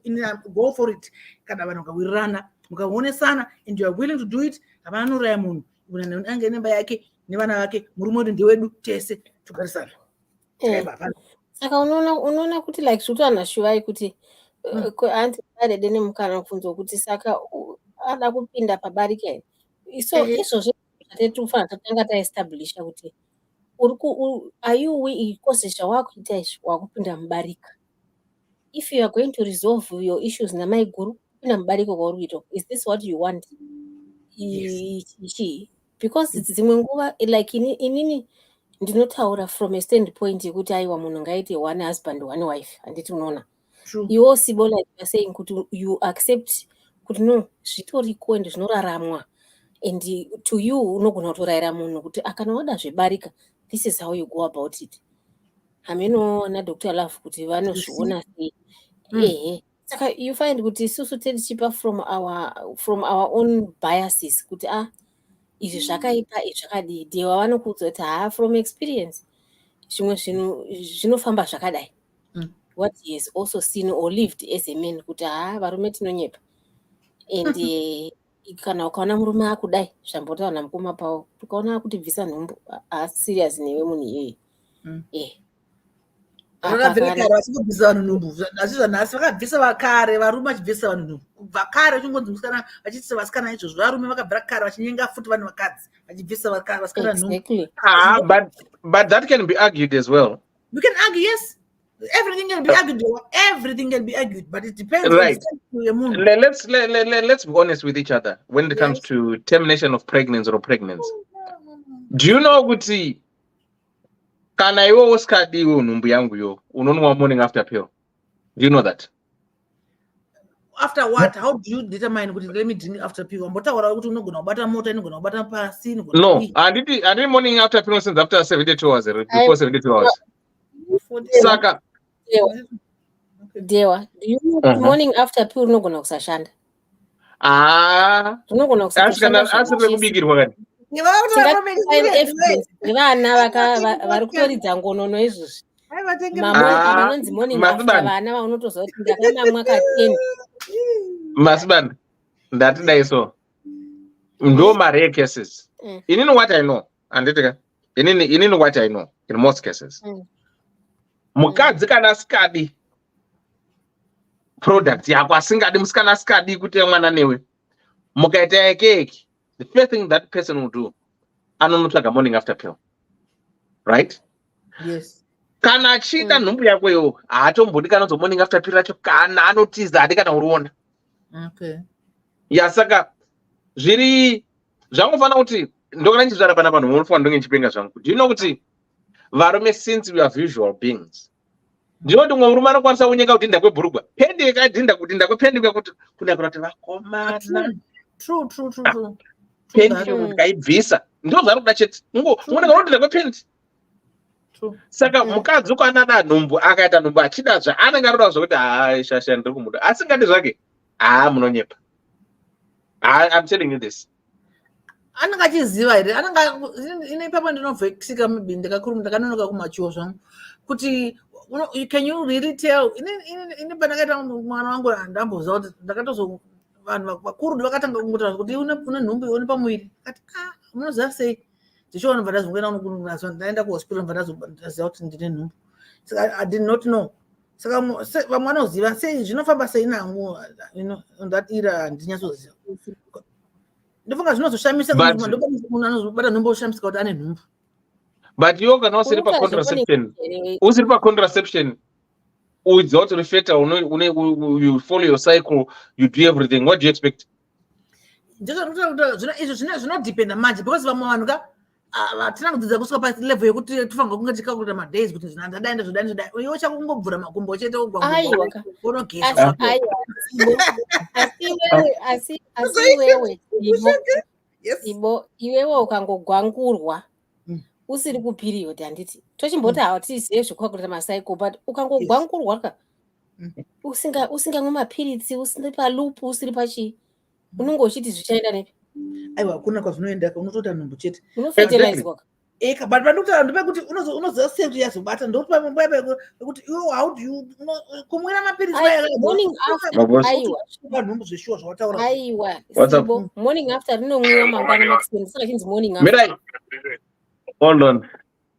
Timire. Okay. Vasikana Mirai, hold on. Mirai pamunhu ari pafoni apa network yangu iri kunetsa. Mirai ndimbe mukana taura. Vakuru muri sei? Aiwa, tiripo makadii zvenyu? Mushe WhatsApp. Ndikundwa vasikana vari kuputi ndine two things zvandinoda kuti tidzidzisane handiti.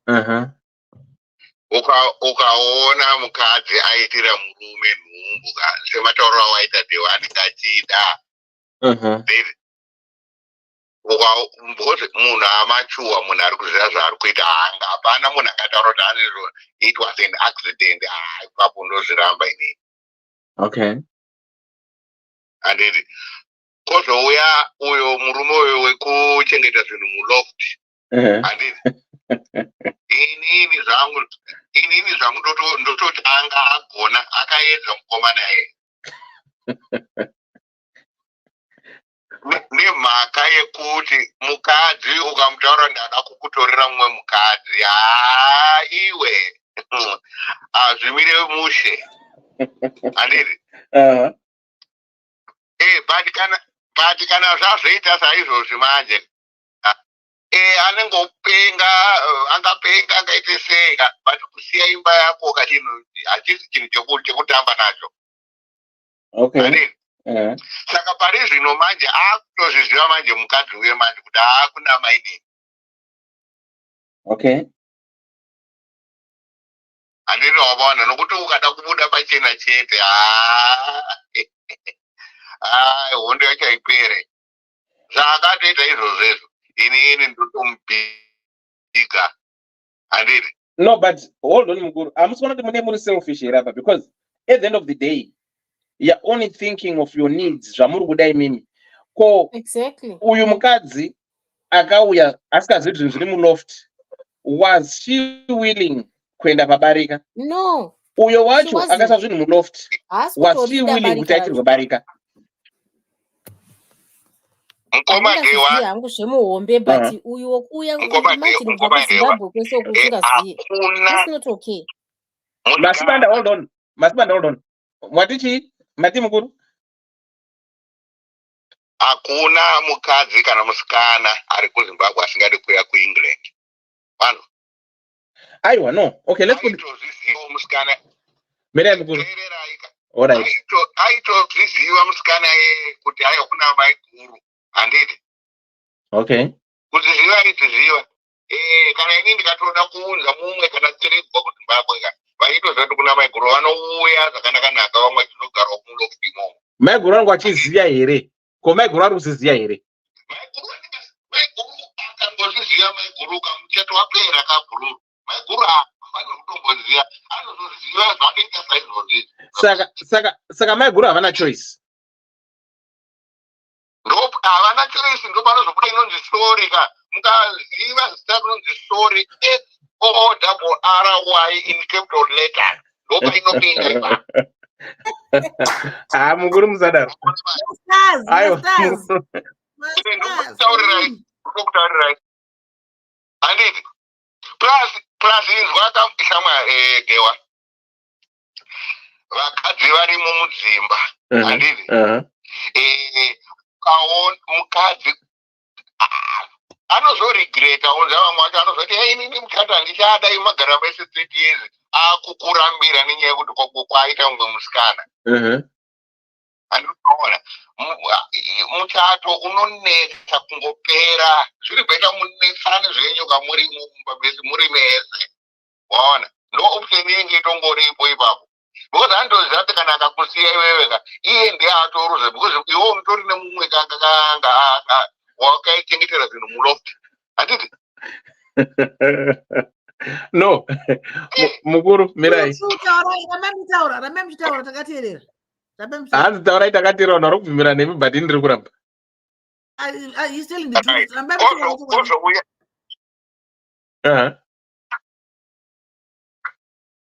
Kozouya handii rematauriro andatayo kuti munhu anenge abva kuZimbabwe anenge asinawo choice nokuti iwe ndowatomuunzawo muno kuti achange life. Handiti. Kana ari munhu akanaka akavimbika anotongogara. Saka watowana vanhu tu vangogara musituation isiriyo but vatoripo. Ndokutokutaurira. Saka imi muri kuti barika rakanaka here. Inini ka barika harina kunaka. Harina kunaka. Chakanaka ka kuva nemukadzi wako uri kuzwa nesmall house. Barika harina kunaka.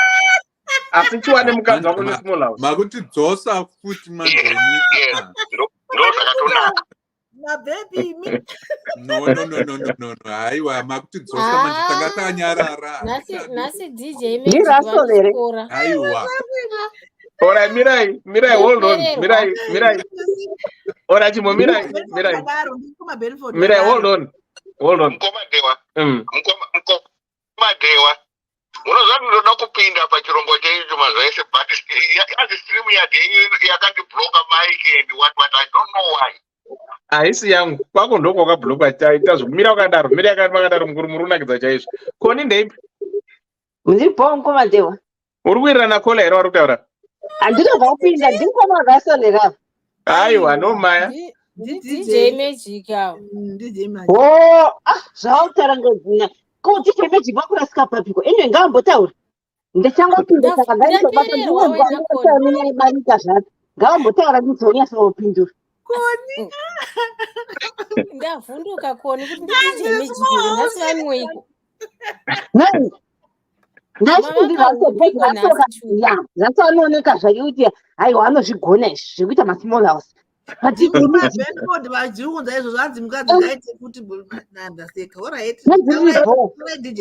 haiwa ngawambotaura ngumadhewa ndida kungapindura. Mukuru taura henyu.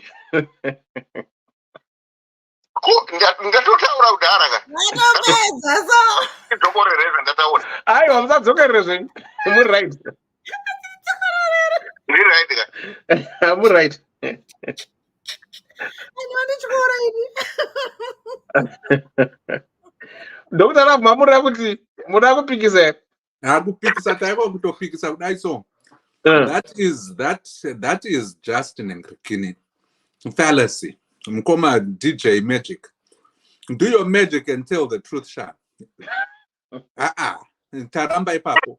Ndatotaura kuti ndo mamirira zvatakatoita andi. Small house futi. Imikaim. Tinenge toda kuuraya ka. Kerera. Wabvunza kuti why? Kerera Dr. Love. Kerera Dr. Love. Dr. Love. Ehe. Unoziva nyika ino inonzi England ino yani. Havabvumire polygamy. Urokonzwa? Unless pamwe wakatobva une vakadzi vako kudhara tuwe vanogona kubvumira handiti. But makambonzwa nyaya dzakawanda muno muEngland. Unonzwa murume iwa maminista chaiwo anenge ane mukadzi wake kuti anenge ane small house. Izvozvo zviri pamutemo. But kwete kuti vakadzi tu.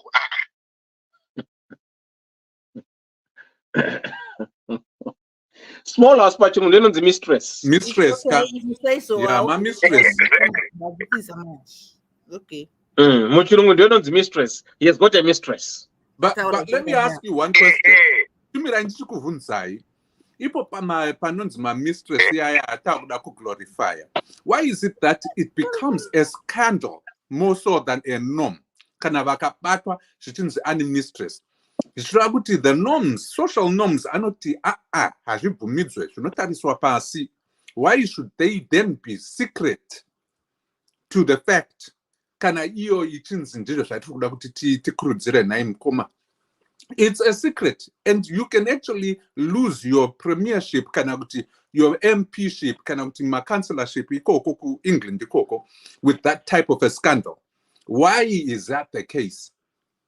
Kana makashunza ipapo ka ndipo patinobva tanzwisisa kuti it is not haishande tisa promote zvinhu zvinoputsa mhuri chete. Right. Mukoma ngaateerere handiti. Unogona kuruza premiership, unogona kuita seka, but ndo zvinotongoripo. You can't run away from that handiti. True. Ndo zvinotongoripo. Pana madam na mistress. End of story. But ukazooneka wapita 3, 4, 5 iyoyo yaipa. But madam and mistress. Saka vari wachiziyana here vana. Vari wachiziyana here. Vana vasingazivani. Handita kuchengeta hembe unokuti vakatozopedzera vazivana. Mistress anoziya madam, asi madam havaziyi mistress. Ndokuzivana kwacheko. Manje so. Ya ndada kupindura manje. Pindura. Lini ndeipi? Mushejewa muri sei? Mwana waEphraim wakadi yako. Ndiripo. Wapindira yebarika kai, idi yakudzikisa ka? Ndangopinda nguzokwazisa wadidi. Ora twamurese tinzwi. Koni mira wakadaro tinzwi munhu ari kuharare lini? Mwana waEphraim murese wanhu wacho tinzwi. Ko vakadiko naye vakoma wangu. Ndichiri kushanda. Kana ndapedza kushanda ndozonyatsopinda. Ndopedza hangu mai manje. Okay. Yeah. Esi mwana wa Ephraim. Mbudiseiko wedwe. And Keep going forever. yes, it's nice to hear your voice and doing well. Yeah, tikuchengetwa nedenga. Okay. Namba kadaro mwana Ephraim. Koni uda kubvunza kuti hese Eva Joy. Ana Eva Joy 345 simba racho chete. Hey, simba rako chete. Saka variko kavakadzi vanoridabarika. Wakawanda. Ndine kubvunze kuna DJ Magic. Kusmall house uku kuchabuda vana here? Kana ndezvemujolo chete? Aiwa, akubude vana zvinongoita zveaccident. Oh, saka accident iyoyo.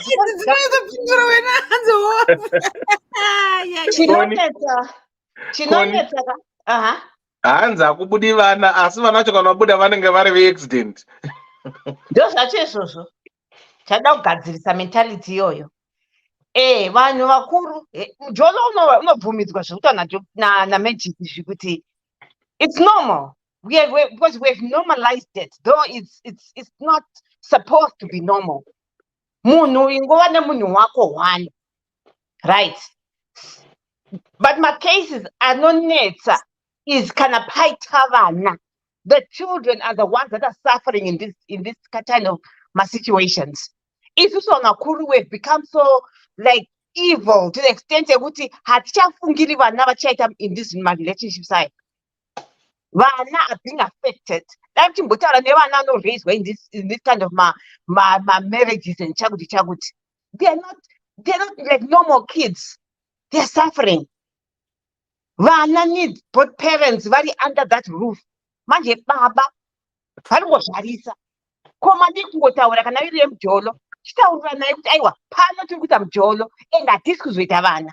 Right from the beginning. Mukadzi haamboiti mwana because anenge ari very careful. Pazvekungonyobhorana pasina ambotaura kuti tichazodini, there's bound to be those mistakes. Let's avoid my mistakes. They're coming out of my relationship side. Mijolo come small house nozoidi. Iyo yekuti varume vanta system yekuti mukadzi anogariswa kumusha. Mira, hold on. Enderera mberi koni. Okay. Mira, Magic, hold on. Mira apedze, unopindura. Okay. Enderera mberi koni. Ndati iyo yekuti mukadzi ari kugara kumusha. Wane basa rake ikoko. Uyu murume ari mutown. That must stop. Don't visit mujolo because we know kuti murume andambosave his call at least once or twice a week. Zvinokazoti murume ari kugara kutown uko. Sikendi kumusha kunzi ari kugara kutawindi. Iwo unozomona once a year paheroes. That's not a marriage. Kana tanouya takati pamountains achimboya kuti chibva watoziva kuti kutauni ikokoko kwatoriko ari kusevisa murume wako. That's a fact. Tinadzo hama dzedu dzakaita izvozvo. Mukadzi akasiyiwa kumusha. Uyu bamukuru vanogara mutown. But kwakazomuka vana vakawanda vakazofa neAIDS yacho futi.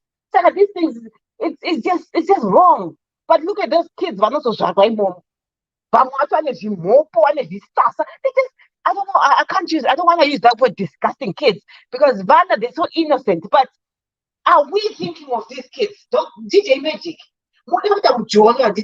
Right. Mukadzi anenge ariko. Small house iki. Vakatotaura from day one kuti hapana achirikuda nemwana. And futi papapo. Small house unonetsa kuchengetwa futi. Because kwaunenge usiripo, achanyobvoresa futi. Saka tiona isaiko yacho ringotendera wanenge achinyobvoresa futi anenge akatoudzwa kuti aiwa pane anotobhadhara rent pano. Saka iwewe uri muside dude wangu futi. Uyo muside dude wachane wakewo futi. Saka murume futi chipindura achi Dr. Major mamudata.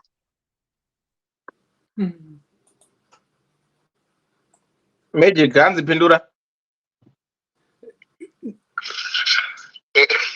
Ya nyaya yacho inotinetsei. Chinonetsa ndechekudai so. Madzimai kana nyaya dzakuita dzakadai so vanova too emotional, vanokundikana kuti vamire anyatsofunga. Handiti waona manje. but kuitira muupenyu zvese zvinhu zvatataura zvinenge zvichiitika ende patori nehistory dzimwe dzakaitika kare dzisatombovapo handiti unoona. But pamoment inoitika izvozvo kuti paita mujoro munhu ozobatwa hanzi kwatova nevana kana tu anozongova too emotional, saka zvichizotanga kuita sei kunetsa.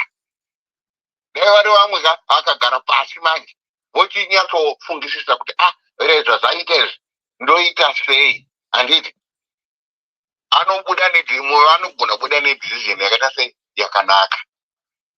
But ukaona murume aita iyo small house iyoyo handiti anenge atozvimisira kuti chauya because unenge uchitoziva kuti zvinogona kupenda maiguru anogona kuti havachada handiti usangodovesa anobatwa vanenge asingaziveka. Hapana kungwara pamujolo, hapana kungwara vakomana, handidi kunyepa. Pamujolo hapana akachenjera, unobatiswa nezvinhu zvisina nebasa zvinhu zvidiki-diki. Wazona manje vamwe vakachenjera ndo anozotobatwa musi wekufa, ndo panozongoonekwa vana vakuuya ngevamwewo, asi vazhinji vanongobatwa. Saka itongogara wakangwara wakazvigadzirira kuti chauya handiti. So mira ndikuvhunzika. No, this is the thing. Wazona manje. DJ Magic, I understand kuti hupenyu, there is that portion of it. Hatingazvirambe. Anti mataurira muri kuita, the way you are saying it nonchalantly and so matter of fact should be the same level of matter of fact tichiramba tichidissuade vanhu kuti vadaro. You get what I'm saying? It shouldn't be an exception to the rule kuti munhu haajole. It will be the exception to the rule kuti munhu anojola when it comes down to it. And these are the reasons why ndiri kudaro inini. And not complicate the story ripo. Zviriko ana sekuru vedu, vana baba mukuru vedu, ana baba munini chii, hama dzose tinoziva kuti dzine mujolo. Pane zvakatoitika musha woga woga une rinda and une ma stories awo, especially what you are talking about.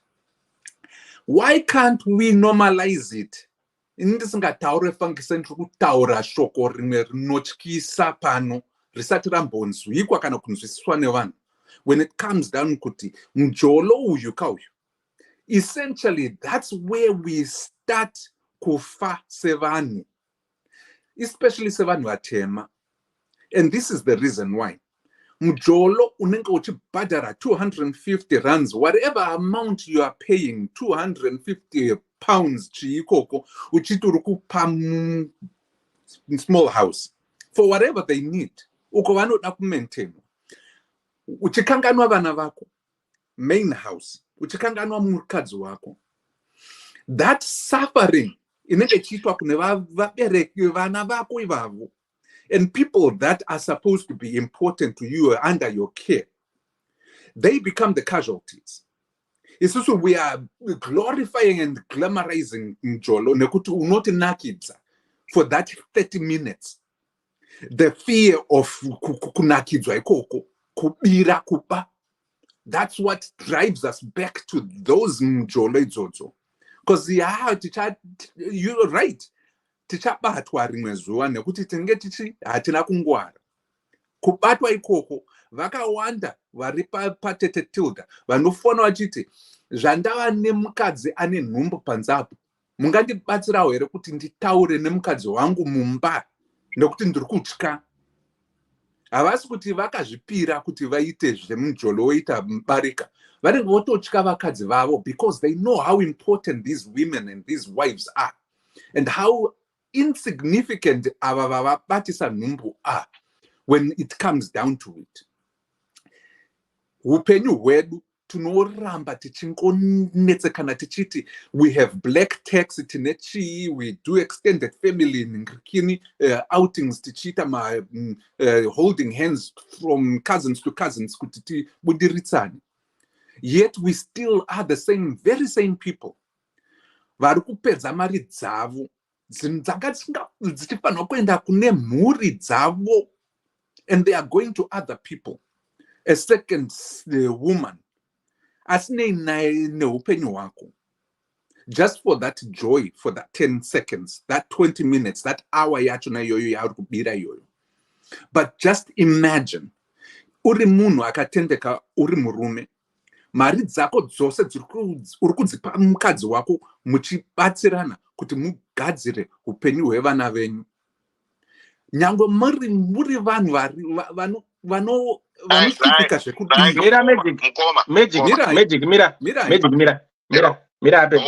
Mira indipedze.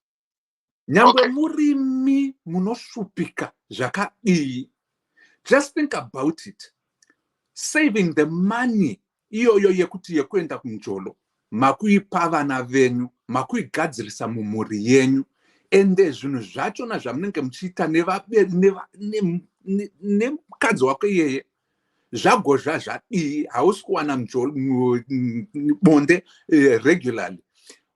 As soon as you show that sensitivity and you show that kuti uri munhu anoda kupa mhuri yake upenyu hwakanaka, amai vanochinja attitude, baba vanochinja attitude, imba inonakidza.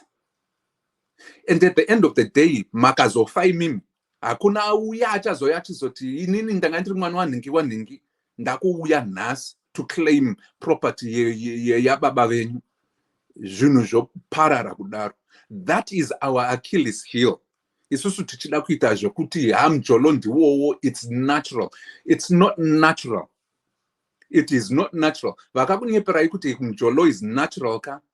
Are those people that fear the fact to be responsible for their own action and indiscipline. That's what we call indiscipline and childishness. As it nazvo, tose tinazvo. We are childish in some ways. And but why can't we just change that mental attitude?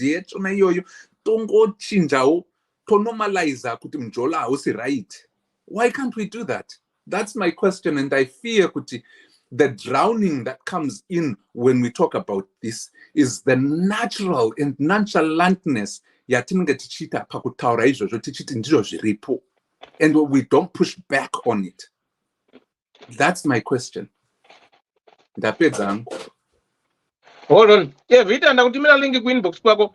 Enda WhatsApp ndakutumira link ujene ne link. I cannot add you but then I'm going to send source premium unless they end up on Facebook and they can solve it. So go to your inbox. Ndakutumira link kuyo WhatsApp. Oya ujena.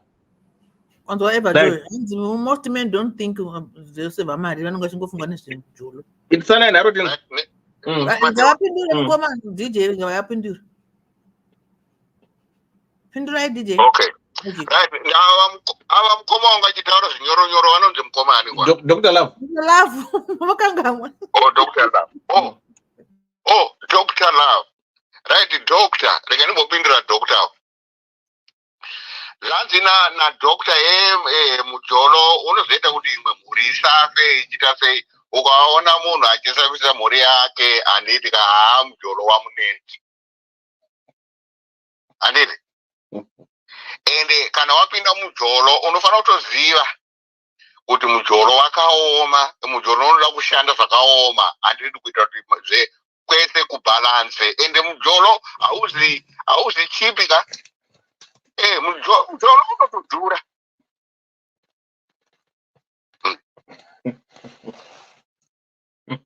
Ende zvandiri kutaura izvi kamukomandewa nepanel handiti. Mujolo hauzi one side. Pane imwe story yatakambonzwa yemurume akanga aida kunza mhuri yake zvamazuva aya achida kunza mhuri yake kubva kuZimbabwe handiti. Zvakanzi saka itai DNA pavana 4 pakabuda 1 mwana wake. Urukunzi vamwe 3 vese vanga vasiri vake. 99.9% havazi vake. Handiti. Waona mujolo tika mujolo unonzi mujolo wemumba Wepanze mujolo wemumba. Saka usaite kutamba nemujolo.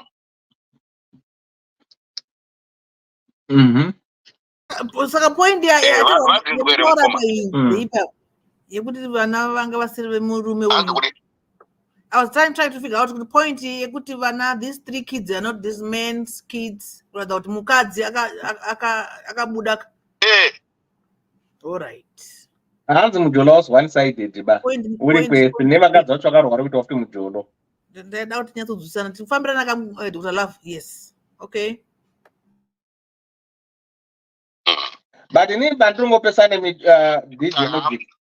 Ndepekuti pane pamuri kuita selfish and self-centered. Pekuti muri kuita zvamuri kuda imimi without consulting the other parts. Avanga mai guru, is she willing kuti rwabarika? Anga wacho wamuri kubvisa uZimbabwe, is she willing kuenda pabarika? Because I think the best, kana wada kuita barika rako, uchida kuroora, uda kuita barika wakadzoka tu. I think consult them both. Wonza kuti vari kuda here kana havasi kuda.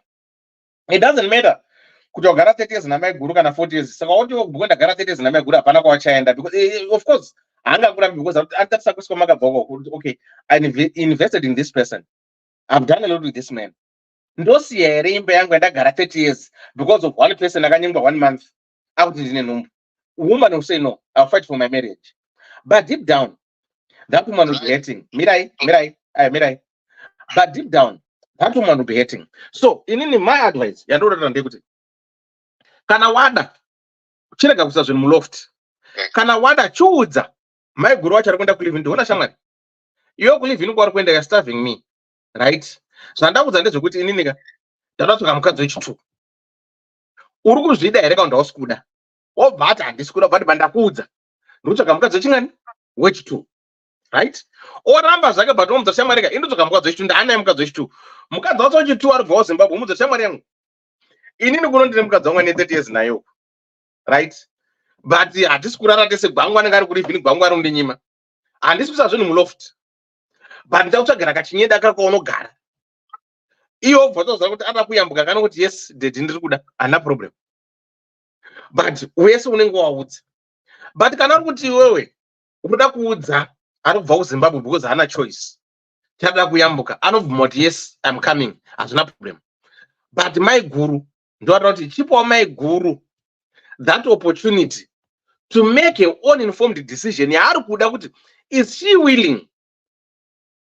Mira magic. Mira chimbo mira. Is she willing or not? My guru vakati is not willing. Anditika. Iwewe pane kuti uise hembe dzamai guru muloft.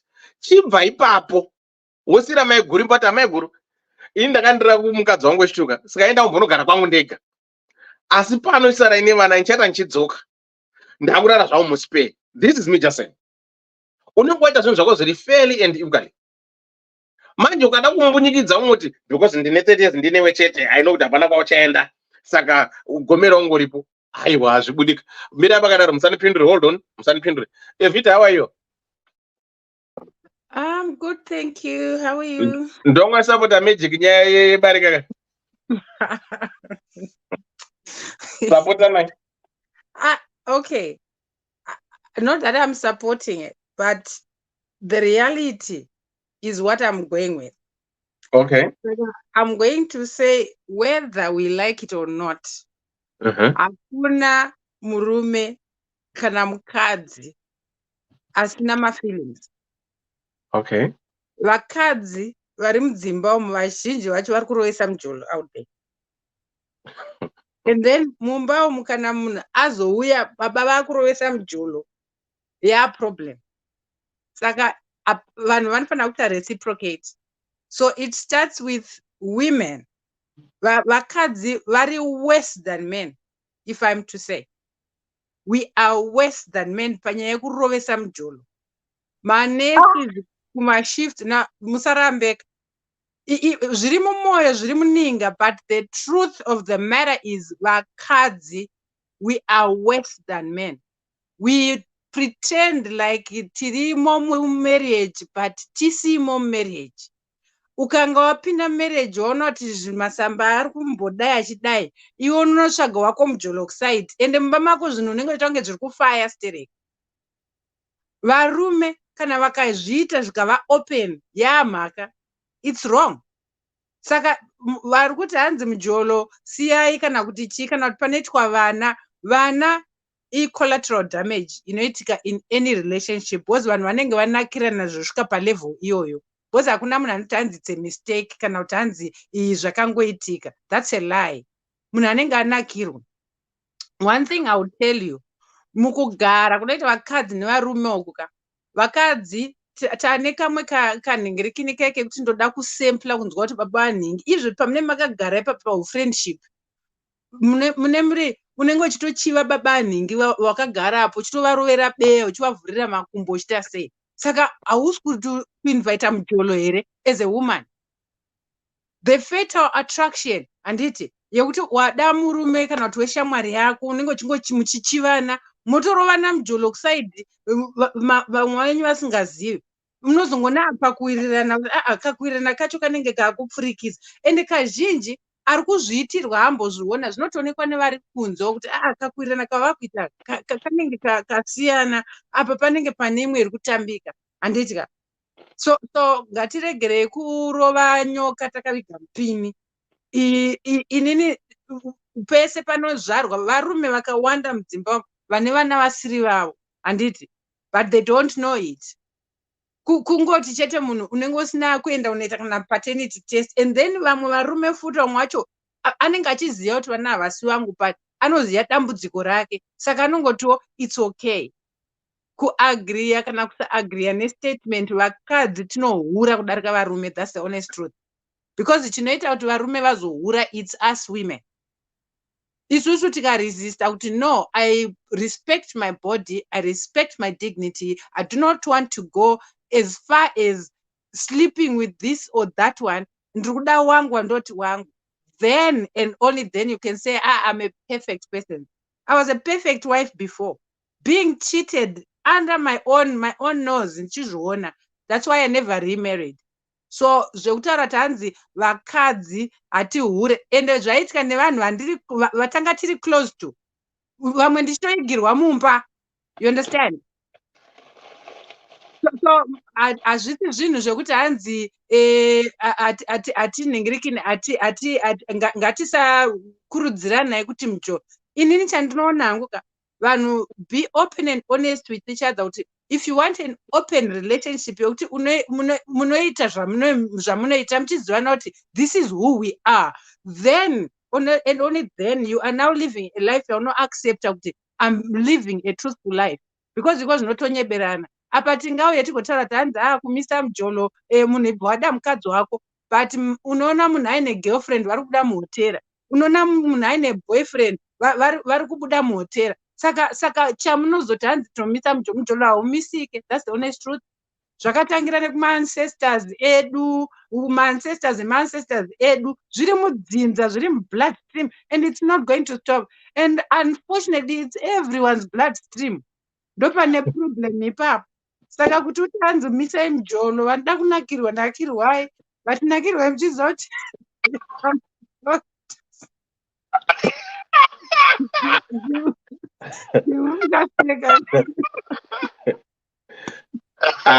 Bari chokwadi chinorwadza zvachasi.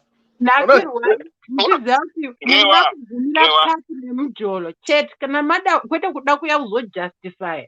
Ipapa tese tikada kunyatsopinda, let's do some soul searching. How many of you have had only one boyfriend? How many of you have had the same boyfriend until the point where you got married? Up until now, you're still married to that person. How many of you have had several boyfriends? Tikada kunyatsotora malist edu da kunyora apa mudaradada wakatai, but tese we come here and make it sound like mujolo wakaipa stereki. Sorry to interrupt. We are not talking of as in many boyfriends. Kunzi, multiple partners, which is different to having one boyfriend at a time. So separate those two issues. Mujolo means having multiple partners. One boyfriend. How is mujolo? ndozvandiri kutaura kuti mujolo pane paunodefine twice. Pane paviri where you can define mujolo. One, you are either having mujolo uchibhadharwa. Saka iro ratoo business. Anditi? Hausi mujolo uyo, aiwa. Aiwa. Can anybody define mujolo? That's not mujolo. Dai mambomira ndapedza kutaura. Anditi? Okay, all right. Mumwe munhu akatanga kutengesa akati inini ndavhura bhucha. Anditi ka? It means butcher unoenda unotenga nyama uchibhadhara. Hausi kuzoenda uchiti ndiri kuda iyo steak kana kuti chii, wongorowa wobuda woenda. Unotosiya waita something chekubhadhara nyama iyoyo. Handiti? And then poita vamwe vanoti vanoda havo mujolo. Awirirana nemunhu wake, haachabhadhari. Munhu wacho abvumawo futi kuti nini handisi kuda zvekuti undibhadhare. Vakurowana mujolo. Munhu iyeye wauri kurara naye ane partner yake somewhere else. And because mukuteta imi muri kutoita muchiti igame ramuri kutamba, but munhu anenge aine munhu wake. Hapana munhu asina munhu wake. Ipapa munhu wako asipo unenge une mumwe wauri kuroisa mujolo. Iyeye wacho asipo newako wacho. Mapartners vaatuka mugame. If a man can sleep with one woman, he can sleep with more than 20 women in one night. Some men do that. If a woman can sleep with one man, achibuda apa achitaenda vakadzi ndino chinhu wani chandoti Mwari vakatisika takaningira nacho. Ndikabva kukwirwa panapa, hapana nozwa ndabva kukwirwa ndikapinda mumba ndinosvika perform as if ndanga nditori fresh. Ndosa nditi vakadzi we are evil. The only downfall of a man or a woman is a woman, not a man. Kurovesa mjolo, kusarovesa mjolo, unorovesa kana ka 20 pazuva mukadzi, and no one will know kuti warovesa mjolo, and you fake orgasm. That's the problem. Which is an advantage to us as women, we can fake orgasm. Saka mjolo unoroveswa whether we like it or not. Baba mbokwenyu kana vachirovesa mjolo ka, zviri nani ndezvekuti munotaura naye date, kana pane kwamuri kuenda munongotaura, at least ndingoziva kuti muri kupi, nokuti vamwe vanonofira kumjolo. Maakutanga kuexpose kuti vaizodai, but zvinenge zvichiitika mumba menyu muri kuzviziva zvekuti kuti vazobuda vanotsvaga mujoloko. Ivo amai vacho kuti vabudawo mumba futi vanotsvaga mujolo. Baba pane zvamuri kuitawo zviri kuonekwa namai zvavasiri kuda, vakunotsvagawo futi chi mujolo side. Yekuti anzi what you do I can do better. Anditi? Yatoyeshaisano. Saka mujolo, whether we like it or not, mujolo has existed in our bloodstream from the day before we were even conceived.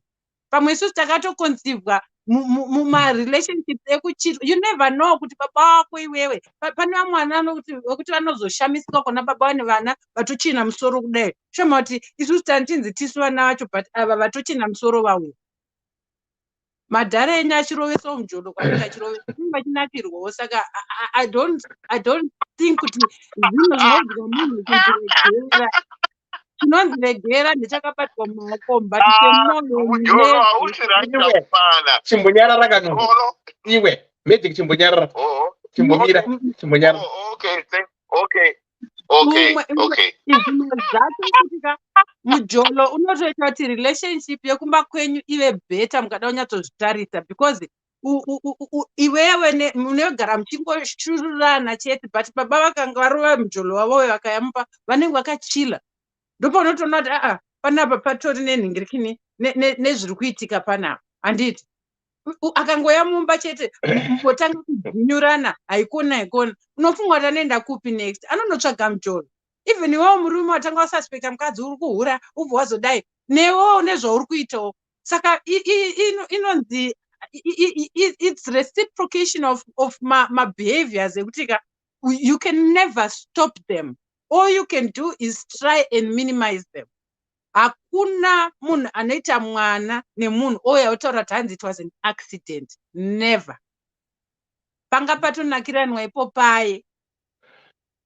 Munhu anakirwa nyatsopinda pekuti iko zvino handichabudi, this is it. Saka pese pane panobuda simba remurume, pese panenge paine basa riri kutoshandwa. Mwana akabuda haisi mistake. never allow that to come out of your mouth. Dhanze mwana uyu akaitwa nemistake. No, hakuna munhu anoita mwana nemistake. Vanenge vachitoziva. Because ndova pavanenge vasvika, vanenge vasvitsana ipapo. And hamuzivi kwakatangira relationship yavo. Pane mumwe murume wekuti ainewe so anenge achifunga ex girlfriend yake. Koita pamwe pekuti mukadzi uinaye mumba wamuroora iwewe. Wamuroora rato ameno but wamuroora muri mumba imomo wakarara naye sanenge aifunga ex boyfriend yake. Pamwe panozonzwa kudaidzwa zita risiri rako makurovana. Saka hausi kutuma munhu kuti achienda kunoita mujolo here. Mupanane free gate pasi kuenda kunoita mujolo. Ipapa tikada kuvhunzana ipapa kuti munhu wese ari panapa akaroora wake wanoti uyu this is the right person for me ndiani. Tiri kunyeberana. Muri kuita macompromise akawandisa mumba. Look at your relationship, look at your marriage kuti yakamira sei. Macompromise amuri kuita akamira sei. Kune wekuti ukabata when you feel your heart is there. Even mukarambana sei pfungwa dzemunhu iye anotanga kufunga kuti uyu aibika zai zvakati iri kubikwa rakatsva. Do you know kuti varume nevakadzi tine tunhu twatinokompea kuziva kuti uyu kana akawacha aina ari tidy akadai but pandapinda muyesi ndikuenda hangu kumujolo. Mujolo ndokuti unoenda unonosvika even pane hari yakaiswa pasi pemubhedha uchingorara ipapo nemutsvina unorara unosiya kwakachena uchinorara mutsvina mekuti mutsvina wanakirwa nemujolo wakanganwa kumba. Not kuti kwawabva kune tsvina but ameno zvawangoda mutsvina dzako dzauri kuenda uchinorara imomo. The same happens nevakadzi. Unogona kana murume kuti ane tsvina yekuti but ameno chawada patsvina idzodzo wako ari smart but unomusiya uchienda kutsvina idzodzo. Saka mujolo it's for life. Ngatisanyeberane kuti hanzi mujolo tofanira kudzidzisana. We have been teaching each other kuti mujolo wakaipa for how long, and has anyone listened? No. Saka try ku-reciprocate neku-compromise that okay, this is the situation. I speak openly. Ndotodza munhu kana unoita kunzoko baya unoita. You are allowed to do what you want to do, but it's my choice now to say no to that person or not. Anditi. And zvokuti hanzi pakaipa not all women follow maybe those ones. Hakuna chinonzi shavi kunyeberana. Kana uchida kungokwirwa munhu haringanzi shavi. Munhu unoenda uchinoitwa zvaunoda nemiri wako because it's your choice. It's a personal choice. Kuti hanzi mashavi musatunhidze mashavi kunyeberana. Hakuna munhu anokwirwa nekuti ane shavi. Wakutokwira shavika. Pamwe nditete pamwe vanga vanewo zvavo vaidawo havo zvemujolo. Saka onzi hanzi nekuti chitete vanga vaida zvemujolo. No, iwewe body yako kana ichizvitendera. Your body is your temple. And once you allow yourself to expose it to everyone, every Tom, Dick and Harry who comes, then that's your choice. And my relationships anopinda vanhu akawanda. Men look at women in different ways. Varume vane ma qualities avanotsvaga pavakadzi. And so do women. We've got qualities that we look for in a man.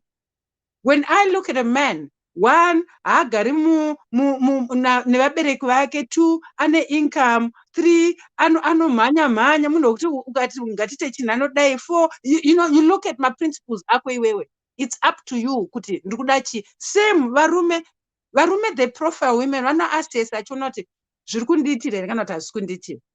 Zvandinazvo kumba neuyu zvichi chakasiyana. Ukaenda kumba iwe uchingopopota everyday. Varume havadi. And mumwe anenge angogara newe out of tolerance. Thank you. So kana waona chimbomwai mvura tomubvunzaiwo ma-questions kuti nyangwe madii henyu mujolo hauna kunaka. We will try and normalize it and we will make it look or sound natural. But the honest truth is mjolo is not natural. That's the basic truth. Tanzwisisana ipapo ka. The natural part yemjolo, which is not natural, is that it affects vanhu. you mune mjolo wenyu momo murku wadzisani, you're not only hurting yourself but the next person.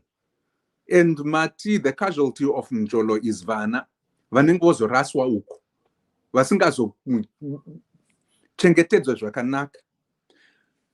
Selfishness has never been a center of any human existence, a strong society. When human beings become very selfish is when you see the society decaying and breaking into pieces. Ndiyo zvatinoda kuita izvozvi zvana Sodom naGomora. That's exactly where we are going. When we are not hindered and we are not respectful of our own bodies, tichiti zvaiti zvauya zvauya chaitika chaitika, that's when we find ourselves doing anything, because our human existence and our experience will let us do a lot of things. Pani anonzi ma adrenaline junkies, they'll do anything just to do something. Kuti vanzwe kuti vakarara vari kurarama vari kufema. When we start doing that and neglecting the fact that tinokwanisa kuita ma moral compasses edu, is when we lose the plot. Kana zvadaro inini kana ndakaba nekuti ndinofarira kuba, uchandibata here, uchandisunga. Mjolo wakangofanana, it hurts. It might not be a crime at the statutory level, but it is a crime when it comes to on a personal level. On your own body, you are basically abusing yourself. Mjolo ndiyo zvaunoita. You are not only just abusing the next person, but it's actually a crime against you yourself. You are using yourself. You are becoming useless as a human being. Ndozvanandiri kutaura kuti zvoni imimi you see it from your own perspective yekuti I'm abusing my own body, but it's personal choice. So you can't stop me. Whether I'm abusing it or not, it's my choice. This is what I want and I'm going to do it. Saka zvekuti akatarisa kuti chizi ndozvezvokunzi the opinions of sheep will not matter. Inini ndinotarisa zvandiri kuda inini. And it's not out of selfishness, no. Because what is it out of? Kana munhu uri envious, anditi when you're envious and your body craves these things, you are out of control and out of your depth. You go to any length. Zvakafanana nemunhu anotora madrugs, anditi it's a habit.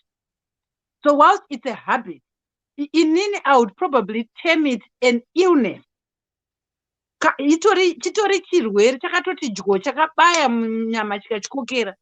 Because musi wandaraira kuti iyi yandinakira iyi handichada kuisiya, and I will keep going back there. Handimukoni ndikazoishaya manje ndakunotsvaga futi imwe somewhere. Ndozvinoita varume, when you pray on women, mukasvika mukaona uyu ane mazamu akakura ndamufarira, uyu ane magara ndamufarira, ndopamunowira ipapo. Saka is that selfishness or is just you envying something that you don't have and you want to have it? It's selfishness. That is selfishness. No, And it's that not is self-centeredness. It's a self-centeredness. Uri kuzvifunga wewe woga. Hauzofunge kuti mwana wauchazoita ni mwana unofanira kufunga nipa mjolo naye, saka makuda kuti vanhu tiite 3 ndinakirwe tiite 3 aiwa hamusi kundinzwisisa. Ndiri kuti aiwa ndiri kunzwisisa pamuri kutaura, but I'm just using my own way of speaking. But no, I don't see it as selfishness, and it's my opinion. Out of envy yekuti miri wangu inini zvauri kuda ndiri kuda kuzviwana. What is the definition of selfishness, Naimi? Aiwa imi ndimunoziva ka selfishness katipe ndimunoziva chirungu, handisi ndingataura the word zvacho ke. Aiwa ndati kana if you're saying it's not selfishness, it is selfishness because you are only looking for number one, regardless of anybody else and the consequences that be. Which is ndosaka ndambotaura paya kuti everyone else is collateral damage. Inini I will save myself first. Aiwa, that's being selfish. The day you become selfish is the day you lose yourself. That's the day you die of self. If you die of self, will actually become a reality because you won't have a conscience to actually say, you won't know what's right and wrong because everything will be right to you, whether right or wrong. When we snip that on the bud, no, let's be considerate of the people, the next person, and the people that we are going to be interacting with. Otherwise, we are going to leave this earth here with a very imploding and explosive world because our moral values have been decayed and they have been taken for granted. And in Jesus, and rudo chete, ivaine rudo, ukazvida iwewe, kuzvida chaiko kuti aiwa ina ndibatwe nemunhu nyangwe wose uya netsvina kana kuti chii, wangu mumwe chete wandichada. Kana zvakaramba, ndichaita umwe, ndozviitawo ndozvipira. Pachauya one achandida, sezvandiri. Thank you, Doctor. That is you using yourself to the point of becoming a rag flow. And that one, it comes down to one personal choice. If that's what I want Nemir wangu, if that's what that person wants Nemir wake, can you dictate how one should run their life or not? No, it's not about dictating. Exactly. It's about giving people choices and options. Because that's what life is all about. My narrative, it's down to personal choice. It's down to personal choice. Kola, do you know that in a marriage there's nothing like personal choice? It's two people. Both are choices. So mukada kuzviregerera muchidaroka muchazviitwa naDr. Love kuti muchaitwa zvikorobho nevarume and varume vanotoitawo kuti zvikorobho nevakadzi. One, respect your body. Two, profile the people you're dating. Mufanira kunge muri two people vanoti inini zvemujolo handiti and you meet the same person and the same qualities as you. Ukaona ma-red flags muri pa-dating ari munhu type yemujolo, leave. But like you're describing, you do whatever you want with your body. Be with a person and I always say, Panapa DDC, I'll never tolerate a man to cheat on me. Never. And I'll go in my grave. In this like I'm room one that I can claim or I'm not gonna claim around the world I would date a corny. Because I don't allow it. You know those tell that it's don't go sangana I will never. One, ukaona ndakubvumira, just know that within 24 hours ndakuuraya. This is why I say within 2 hours I'm out of your life and that's it. And because I've said to myself I will not allow to be degraded to that. Never. I put so much value in my body than anything else. Saka ukaona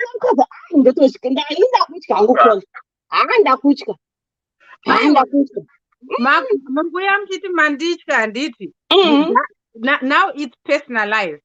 This is the show. And when one is speaking on a show, you are bound to speak and people will take the narrative. This is what I'm saying, but the reality. No, you said what you do and you give an experience. When you're in comment section, you got no experiences, don't blanket with everyone else. But what are your experience? What you allowed? Hold on 1 second. Hold on 1 second. I think you can replay this video. Ndabvira kutaura kuti whether we like it or not. So when I say whether we like it or not, it's a blanket statement. And imimi kana msingaite, you are one in maybe a million vasingaite. But there are people vano agree nekuti yes, they are into it. Ndosandati kana vanhu zviri better kuti muite ma-open relationships and be open about it kuti tiri mu-open relationship muchitaurirana mudzimba menyu umu. And I never personalized kuti this is what I do. No, you said, I think maybe forgot. You said, Kuti, what your husband did Yeah, and what you did. I gave that as an example. That's what I'm It was basing on. happening under my roof. And it was happening under my nose without me even knowing. So that was one part of my life. But it's not my life as we speak right now. So don't get it twisted. When somebody is speaking, you use my examples, Akasian, and some examples can be personal. But don't personalize things. The reality of things, you may regard your body, understand that even Mirwako Munu is your temple. When you open it, you open out what you are getting into. Not that my body is open to that. No. Don't get it wrong. I have one man and I'm quite happy with it. And he's very, very happy with me too. Or quite happy with me too. So let's not get things twisted. I was talking as a contribution towards the show. This is what I see. Because I have seen a lot genetica. Varipo vakatowanda kuti unoti iyowe vanotobuda vachiendapo ava vanobuda vachienda vamwe vakagara mumba so mune makavhurirana beya kudai iwe usingatombozviona kuti ndozviri kuitika but vairi vanoziyana vanenge vachiziyana ndo zvavari kuita. It happens even under your nose. So even mukada kuzotanga kuti pamuri kuti mimi hamuite, not that it's happening to you, but there are things that you may not see, telltale signs amusingatombooni because mune makapinda muchitaura munhu kuti ini handitombodi munhu anoita zvichi. Saka munhu, they will try by all means to hide it away from you. Or they may not. Vanenge vatori genuinely there, varipo with you 100%. So don't get twisted. But reality yekuti zvinhu izvi zvinoitika and it will not stop happening is there. Yeah, ndiri kuda kunzwisisawo kudai. You actually make it sound like it's inevitable that everyone is going to do it. But on the other side, you have a different opinion about it, yet you are advocating the fact that it is there. In any chantinoda, excuse me, I know kuti chiriko, and there are people that will come here on this show talking about that. I would really love to hear a different voice. Sel ramataura imim kuti I've got one man, I'm one woman with this man. Despite the fact that kunzoko turukuziva there is flood here. It's number one exposure since 2022. So trudaku change that that narrative. No, not everyone necessarily does that. I'm not perfect, but I will tell you that if I had a choice to put myself between kumjolo, a straight and personalized upenyu wangu nemukadzi wangu tiri vaviri nevana vedu, I would rather have mukadzi wangu nevana vangu ndichivachengeta, because at the end of the day zvemujolo kaizvi zvinofadza zvinonakidza, but it is destroying our fabric of society. Vakawanda vachafunga kuti that's the norm. Never singazvidi, never singazvizive. Takaramba tichitara kuti it's the norm, it's inevitable. That's the point yaticharasika our script. And then we will lose so many people that are impressionable and think that zvavose vakuzviita inindo zvitawo, because they have a choice, and we are here according to you as well as my voice. Ichanzukwa nevanhu vakawanda. They will hear us. We are influencing them one way or the other. I would rather influence them for that narrow but more precious way, because that's how we create a good and strong foundation. Yes, society yedu ichavaka vanhu vatema vane hupfumi hwakawanda, nyange husiri hwana Bill Gates, but hunotanga ipapo pakuvaka mhuri, because a family unit on its own stands the chance to survival than individual, miserable, isolated people trying to please themselves. That's where I'm coming from. Ndapedza. Mejigura udichi. Pana dauti aura ofutira. Alright, Aiwa mashoko aperi zvekubatewa. Totaure. Rose ngambotaura mbotinyarari. Taura tinzwe manyini.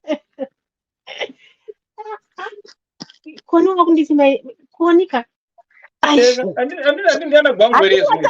Handiti waudzwa here Aiwa, mudziwa wangu zvaitika kuti aiwa. Just because ndiwe uripo, hazvireve kuti ndiwe mai guru.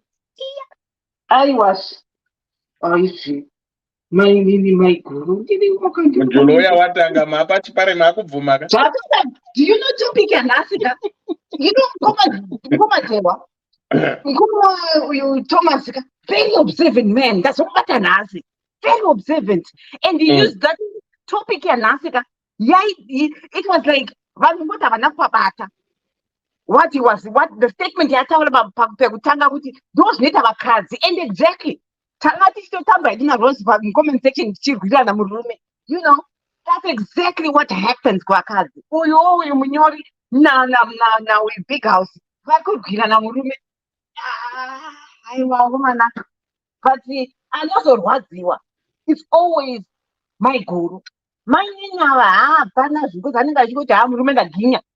but my guru because my expenses achita anenge aripo ma-expense but mari income ichauya kuti izobatanidza ma-expense ichata shoma. Unozviya mukurwadza kwazvo kuti kune matafisi ekubhataya koita mamwewo zvawo ema$3 aya ekumupedza nhamo. Samai guru, now you can't afford kutenga tafisi yemwana because baba wakushiya salary yavo nemumwe small house. Takwenda kumupedza vandozorwadza. No. Anyway,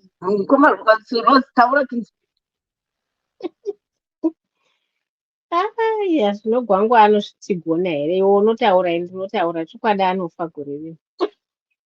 Anostroka. Yeah, so anyway, panyaya yese yatatu kutaura, you know, I still go back to my point. Currently, vanhu, whenever you see, you know, a situation, go back to basics, go back to my beliefs as a person, your own biases. So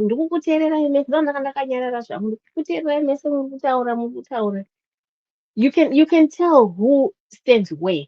Because you know, there are people vanama principles are based in the Bible, biblical principles, and this is.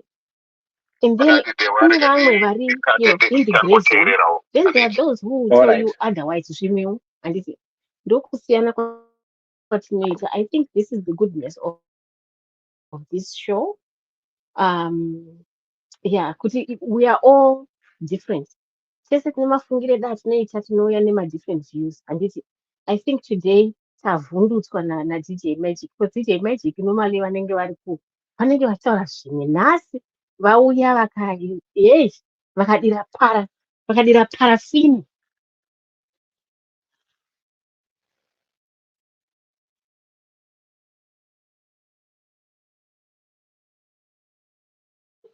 Masibanda maenda kupi? Majombe. Kandini. Vanenge vadona. Okay. Yeah, inini hangu pari kunzi munyori wetsamba oenda kana kuti ogara. Again, munhu tarisa kuti situation yauri, are you happy in it yourself? And if you're not happy in it yourself, try and discuss or talk about it nemunhu wako. Kana waona kuti zvauri kuda iwewe ma-results auri kuda handiwo ari kubuda, I think it's clear which path you should take from there on. And then pane matters of the heart, you can never easily give up. Chinokandwa pasi ndechiri mumaoko but chiri mumwoyo muchinonetsa. We cannot advise munhu kuti siya because ari kuziya zvaari kuwana kana kuti zvaari kubenefita ari murelationship iyoyo, regardless yekuti paita mujolo wapinda mumba kana kuti chii, munhu anenge aine mabenefits ake ari kuona kuti the benefits of me staying in this relationship or this marriage ndeaya neaya. If the benefits outweigh the burdens, then maybe go with the benefits, and if the benefits akarerekera kwekuti you should stay, then stay. But uri kuona kuti maburdens ari wesi, nyangwe ari mashoma, zvacho zvauri kuda iwewe kuti zvinge zviri right murelationship ndo zviri maburdens zvacho, but zvishoma, asi uri kuona kuti ndo zvinhu zviri kutsikirira izvozvo. It's another way of thinking yekuti unoita critique yourself kuona kuti ndogara here kana kuti ndoenda here, because unogona kugara chinochinja nemunhu iyeye hapana, as long zvinhu zvauri kufungira iwewe kuti zvikagadzirisika zvinoita zvisiri kugadzirisika, munenge muchitonyeberana kana kuzvinyebera ukaramba uri murelationship yakadaro, it's toxic. So it's up to the individual kuti afunga kuti maburdens ari kuti outweigh mabenefits here, or shall I say advantages and disadvantages, wona kuti kwazviri kurerekera more or less kwauri kuda iwewe ndekupi. Munhu haudzwa kunzi siya kana kunzi regera, zviripo pakuti wega munhu, we can only come here, give advice, tichionesana kuti reality of things is these things are happening and they are unstoppable, and that's the honest truth. So whether we like it or not, we deal with the hard truth, and whilst we're dealing with it, do I want to stay or do I want to go? It's now a personal choice. Yes, vanosuffer in the process, mune vana, and my families as well, my family dynamics edu and whatnot, zvese izvozvo zvino impact. Sometimes futi tinogona kugara murelationship uchiti out of shame, vanhu vakazonditarisa kuti akasiyana nemurume zvinozodi, but what society thinks about you should never be the one thing that holds you into a marriage hausiri happy or relationship yauri kuona kuti you are wasting your time in. Think of yourself, put yourself first, and ona kuti exit ndo iri right here for you. Kanaona exit iri right, ibwa exit, but kuwa exit chiregera kuuya uchinyengedzwa futi uchinzi aiwa ndinobva ndazoti wakudzokera futi watojoina futi mujolo yaya back. I think that's all I can contribute for now. Thank you so much. Right, tautorepa chine takadaro handi tinzwa komana ngoma Paul. Handiko naye eudadewa. Muri kuti musikana aite seiko? Musikana une ma-options akawanda. And the reality and the sad thing is, especially in today's life, it's quite interesting and funny how people view certain things. Munhu anogona kuramba kuita hake mukadzi wechitu agoita girlfriend. Handioni any difference of the two. So rather have an open chat with the guy, then mowirirana zvamunowirirana. Either way, kana mukadzi akava wechitu asina kushedzwa namai guru kana kuti asina kutsvagwa namai guru, the relationship is not going to be easy. It's going to be sour.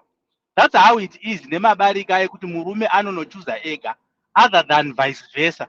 Yokuti mukadzi anoti pane zvandakundikana chitoraiwo mumwe mukadzi wechipiri. They always tend to be that. And these are the consequences dzokutoti akutotanga kutoona maresults acho okufurufushwa asati ava officially introduced into the family. Right? That's one aspect of it. Let's do away with it. Then the other aspect which is very critical, inhau yekuti kwa murume paakanga achitiyebvisa pamiri wakanga achida kumbozama kutaurei zvaari kuramba achidzoka ari kuti zvanaka here kana kuti ari kuitira to his advantage kuti awane mabenefits egwangu and it ends there, up until probably such time yokungoti anozongomudhamba.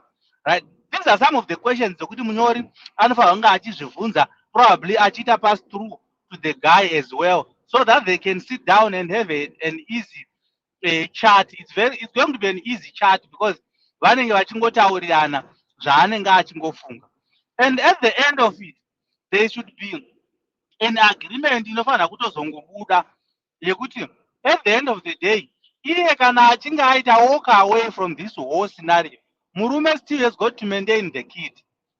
Asisina hake gwangu yaanowana, probably anogona kuwana gwangu from somewhere else. Probably that might be other thing. So my relationships mazhinji chogona hedu kuaramba, but ane a beneficial factor in them.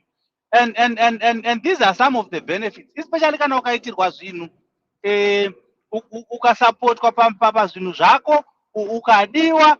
This is the emotional support inosupportwa kuvakadzi, inodiwa kuvakadzi, inenge ichipiwa nemurume, and he becomes the best person that she has ever known, because anenge achipa that support pazvese, from emotional to material. So support ikangowanikwa, munhu womukadzi is likely to fall for it, irrespective yekuti unazvo here kana haana. Icho ndo chokwadi chatingagona kutaurirana. Chero kona achaafodha mafurawa, but ini ndikangomutengera furawa 1 zuva nezuva ndichitumira furawa na9 pamba pake, attention yake ndoitora chete, because those are the small things zvinenge zvichingetwa nevanhurume kuwina the heart of a woman.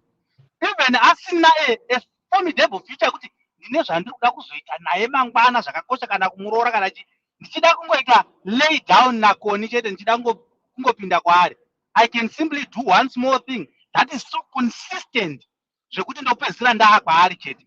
It's possible, varume vanozvida. But above all these things, kana emotional support ikaiswa, vakadzi they are likely to fall for it, because it's one thing that they lack and that they don't have, especially in relationships mazhinji. Varume vakawanda, we lack emotional support to our girlfriends, wives, etc, whatever we can call it. But with that being the case, nyaya yedu isusu kana tichida kubatsira tete ndeyekuti ivo vanofanira kunge vachigona vatipindura kuti vane basawo here ravari kuita, because as it stands now zvinogona kutiremera kuti tivati itai zvakati, ivo vasina basa vachitosapotwa nemukomana uyu.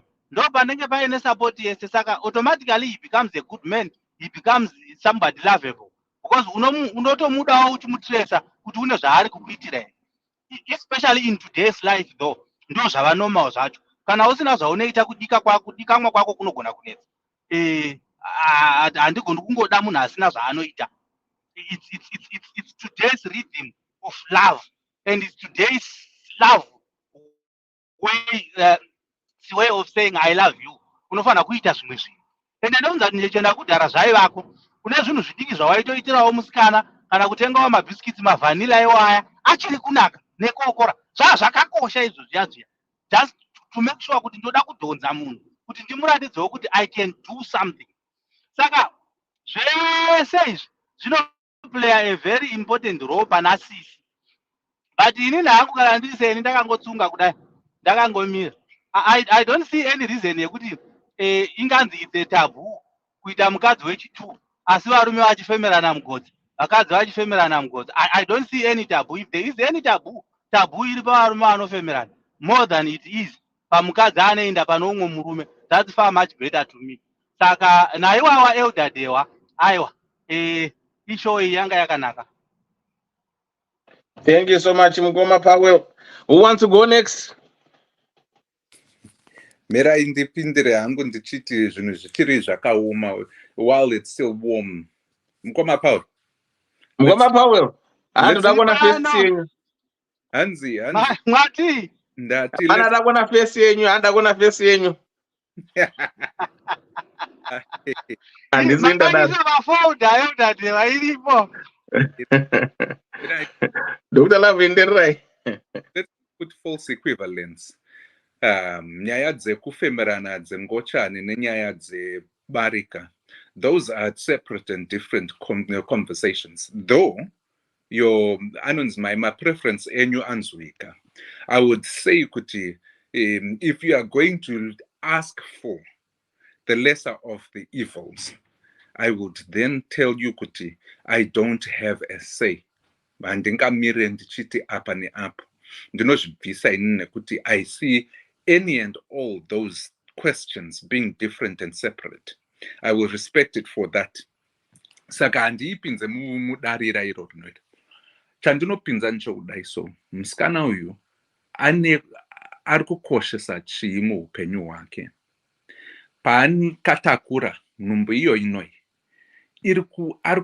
ane shuviro rechii kuti what will his son or daughter, unborn child, ari kumushuvira chii. Ngaasangomira achingoti inini ndiri kubhadharirwa rent, ndiri kupiwa chokudya, because those things mwedzi nemwedzi zvichapera, zvichada kubhadharwa. Kudya tichapasa through, zvichabuda. And hazvisizvo zvichaita sei? Zvichaita kuti mwana wako iwewe ave noupenyu hwakanaka. For now, please take good care of that child ari mudumbu imomo, kuti awanewo a chance kuti apindewo munyika muno ari munhu kwaye. Don't stress out, don't get befuddled nema-threats amai guru, because that might cause some damage to your growing fetus. Saka, please don't stress yourself. Musaite BP. I would also suggest kuti, if you can, sezvo tiri muZimbabwe, hanti tinoita zvekungwavha-ngwavha. Wakana $5 chako ichochicho, wakawana chidhora chako apo neapo. Usagare maoko uchiti hapana chandiri kuita. Because the minute yauchazvara mwana uyu is the day you'll find out kuti dai wanga wakangwara, wakazvigadzirisa upenyu hwako hwamangwana. You still can do that now. You can still prepare today. Uchine mwana ari kugadzirika, the bun in the stove, as I say, to do and put in place zvinhu zvaunokwanisa iwewe kuti uzviriritire, uchikwanisa kuzviriritira nemwana wako. Don't depend on this guy, because this guy will be finicky. Kana akati achada kukuroora, usangogare pasi uchingoti ehe achandiroora saka ndongozvimirira kudai. So aiwa, ramba une plan B yako. Make sure kuti iwewe uri kuzvigadzirira kuti kana mwana wako azouya, you are not a burden to those that might not even have anything to do with you. Negwangu rwako, nenjolo wako. You are now a human being who is responsible of another human being. And as such, chikurao and face the music and do what's right by your daughter or son to be. Ndochikurudzira hangu kuti kana oda kuroorwa nemurume uyu kauyu, chenjera. Zviite hako kana uchizvibvuma izvozvo zvebarika. But be sure kuti nyange uri pabarika iroro, usazvigarire pasi uchiti uchachengetwa. Chigadzirawo upenyu hwako kuti uve uri not independent, but supporting of yourself as a child. Independence has been used as a crutch so many times that it's become an enigma, a word that is not desired to be said by anybody, because its connotations actually are very negative. But I will say, be able to support yourself and support your husband, neguti mwane extended family, and support the my guru wako. So kuti kana vakuzokuonaka vanokuchangamidza vachikupinza mumba mavo menyu yava imba yenyu in the right way, and not competition. Kwete kuda kuti inini ndini muduku kana kuti chii. Ndo mashoko pamwe angazotaurwa natete venyu.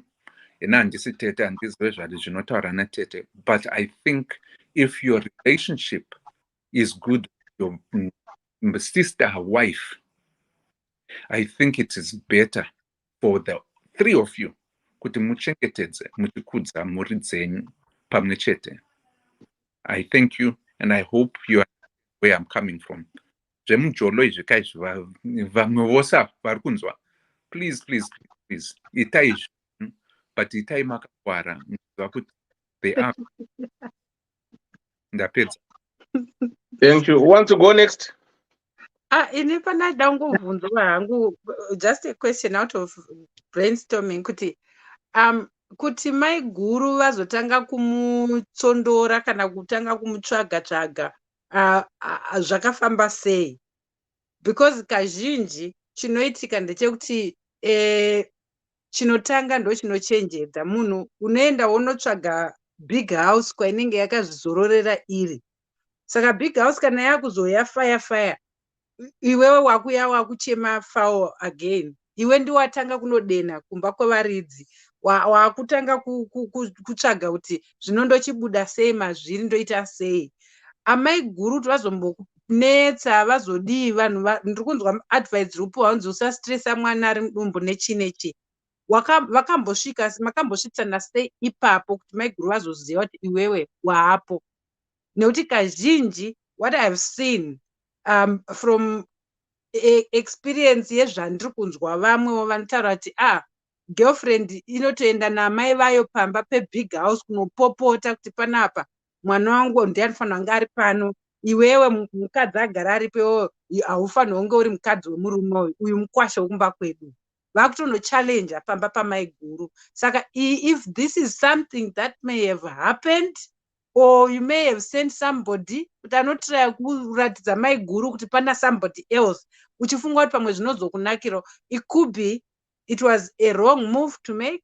I don't know.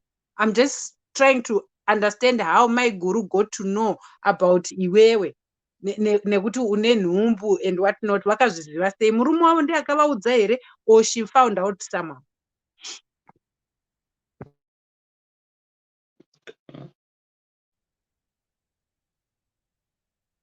Right. Who wants to go next? Mubvunzo kabla pindura mubvunzo wako man. No one knows Vita kuti zvakafamba sei.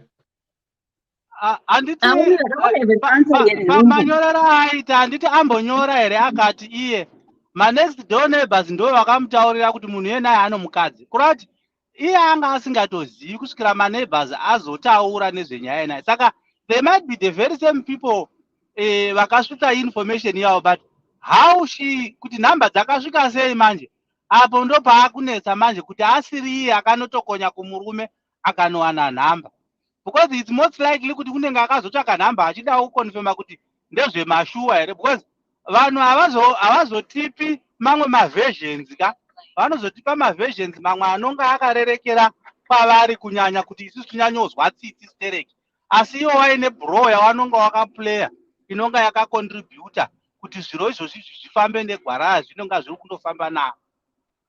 Saka murume kana aisada kuzikanwa, there was no way yaaigona kupa namba kugirlfriend, unless girlfriend yakanotsvaka namba kupi kumurume atonzwa kuti maya kune nyaya iri kutotsviriridza uku yekuti munhu uyu uno mukadzi. That's my own sense. Kana ndichida kunobatanidza sekutaura kwamaita ipupapa, ndinonga ndava kunoibata nemabatiro nawo, because ndinga ndiri kunoona kuti there was no reason yokuti murume ape girlfriend number, because obviously varume vazhinji nyangwe akanga achirwisana nemukadzi wake sei, varume vazhinji havabuti mudzimba dzavako mani. Mungarerwa nemamagirlfriend zvikazoti aiwa varume havabuti mudzimba dzavo, kuti tiri kutondetsana nemukadzi izvezvi, aiwa kuna zvakadaro. Tinganetsana zvedu but tinenge tichitoenda mberi neupenyu, because mukadzi murume kana angoti ndine mhuri yangu ka ane mhuri yake, ende izvezvo must be known to most ladies. Saka the lady actually aziva she could have made a decision either to remain in it, asi kana achivarairwa nokuchengetwa, because by virtue when I look at it haana zvokuita ba kuti anga aine basa raari kundoita, ungadai ari kutaura kuti hama ndiri busy ndezvandiri kundoitawo, saka sapoti yake iri kutobva kumukomana. Saka kuti asiya apa manje apa panonetsa. Saka apa she's made a priority yekuti atsvage kuti baba ava pamba pavo ndepapi, nhamba zvese anadzo, which means wakazvibunzira dambudziko iroro into your life unfortunately, and kupa advice pakadaro kana kuti munhu regedza kana kuti gara. I think you could have made that choice a long time ago. You carried on even despite knowing kuti ndozviripo. Saka zvinhu zvawakanga wada ndo machoices ayana chimbotaura kuti it's down to personal choice. Munhu unoudzwa kunzi apa paite, but iwe unoramba unopinda ipapa singaiti, because unenge uine ako ma-intentions aunawo. So it's a very tricky situation yauri in, but all I can say is I wish you well nemwana. Just make sure to wachengeta mwana wako, keep yourself away from zvekutaura taura izvi. Stress inogona kukanganisa nokuti mwana anofila how you feel as well. So try to live as normal as possible kusvikira wadelivera mwana wako zvakanaka, and I'm sure that man will be a responsible man, hopefully. Because kazhinji kana padai vamwe vanobva watiza vanorova dhachi chaiyo, kutotiza kutoshaika pamepo. Let's hope he won't run away from you. Zviri kutaurwa zveshe wanzi varume havabudi mudzimba dzavo, nyangwe achidi anobuda achienda kubati kumba kwake anodzokera. And vakadzi tine iya yekuti it's who he ends up with, who he comes home to, or who she comes home to at the end of the day.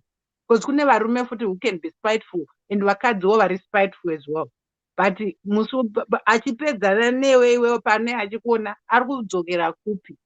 Saka iwewe zvaitika kubvira muchitanga relationship, you could have stopped it yourself, but wakaramba uchiendera mberi because you made a choice yekuti this is what you want. Asi mirai munzweka, haana kuzoziva kuti murume ane mukadzi until aitiswa nhumbu. There is a difference. Kana dai akaziva kuti murume ane mukadzi before aitiswa nhumbu, I think to your point, that would be a choice. Yanga aita say, yanga achiti and I chose to be here. But kuzoziva kuti murume ane mukadzi, mwanasikana angatoitiswa nhumbu. So at this point, she doesn't have any other choice but kupiwa the advice yakapiwa nemurume uyu kuti chienda kunobvisa nhumbu iyoyo nekuti waziva kuti chii, inini ndine mukadzi. Musikana akati no, handisi kuda.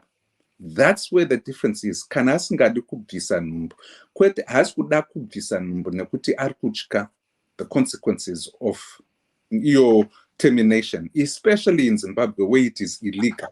Saka unenge utoenda kumakona kuya, and that's very dangerous. A lot of women are going through that, and vanobuda vava zvirema nekuti vasingachakwanisi kuita sekuzvara futi. Vakawanda ndizvo zvavanofira ipapo vachiita.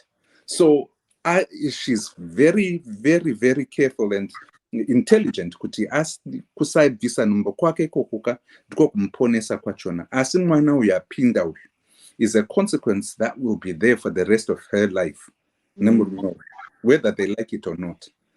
The best way to do this is to be prepared for that time eventuality, because it's going to be not a burden, but it's going to be a responsibility that she has to carry through and through.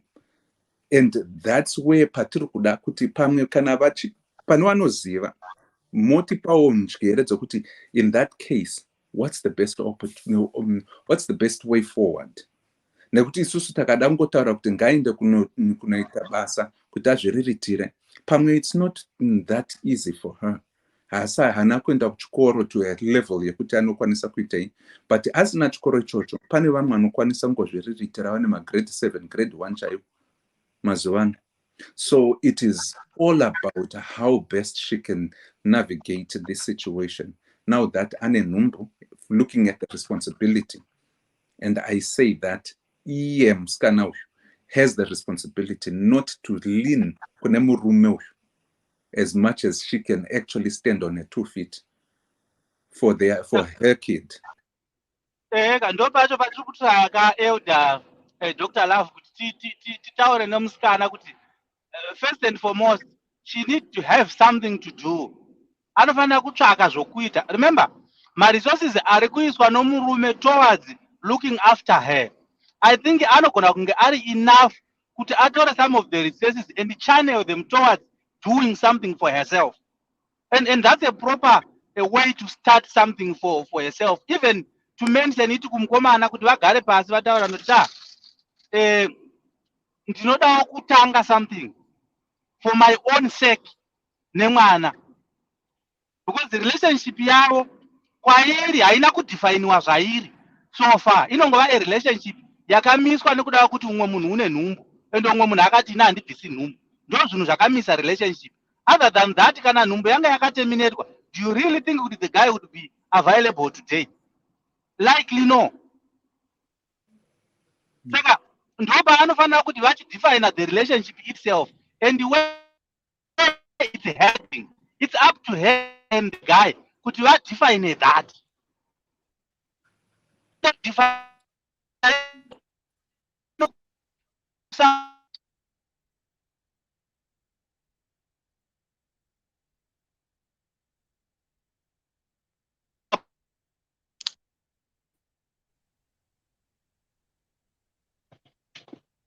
Ngandida about 2 minutes yangu ndiende zvangu. Ita. I only have 2 suggestions on this for this girl. First one, enda ku-maintenance. Because varume, especially in Zimbabwe, there's no uchamutracer kupi akabva imomo mutauni mari. Unomuwanepi. Saka secure that thing yekuti enda ku-maintenance. Agara achitobhadhara maintenance from now. Zvingokuperera. Number 2, try and pull him away from paying rent for you. Because varume vekuzimbabwe vakatanga kubhadhara rent vanokuchengera. You are 27. Achakubhadhara rent maybe for 7 years. Wakuma late 30s. Uchazodini? Azokudhamba manje. Saka disarm him from paying rent for you. Kuti ube ne-choice yekuti anytime you can dump him and look for another guy. It's easy for you because it comes with so many mitemo inongonzi ndikubhadhara rent saka hapana hauchafambi hauchadiwi kwara kumuudza kuti ndichamboenda kwako. Too much. Just pay your own rent. Achingokupawo mari yaanokupa kana iriyo yacho yerent chauya ochinoita business rako and then when you're stable ochimuudza kuti baba mhiya ndapota inineni tozoonana tosangana pamwana and then you keep it moving. Hapana zvachiri kuona ndatenda. Thank you. Want to go last?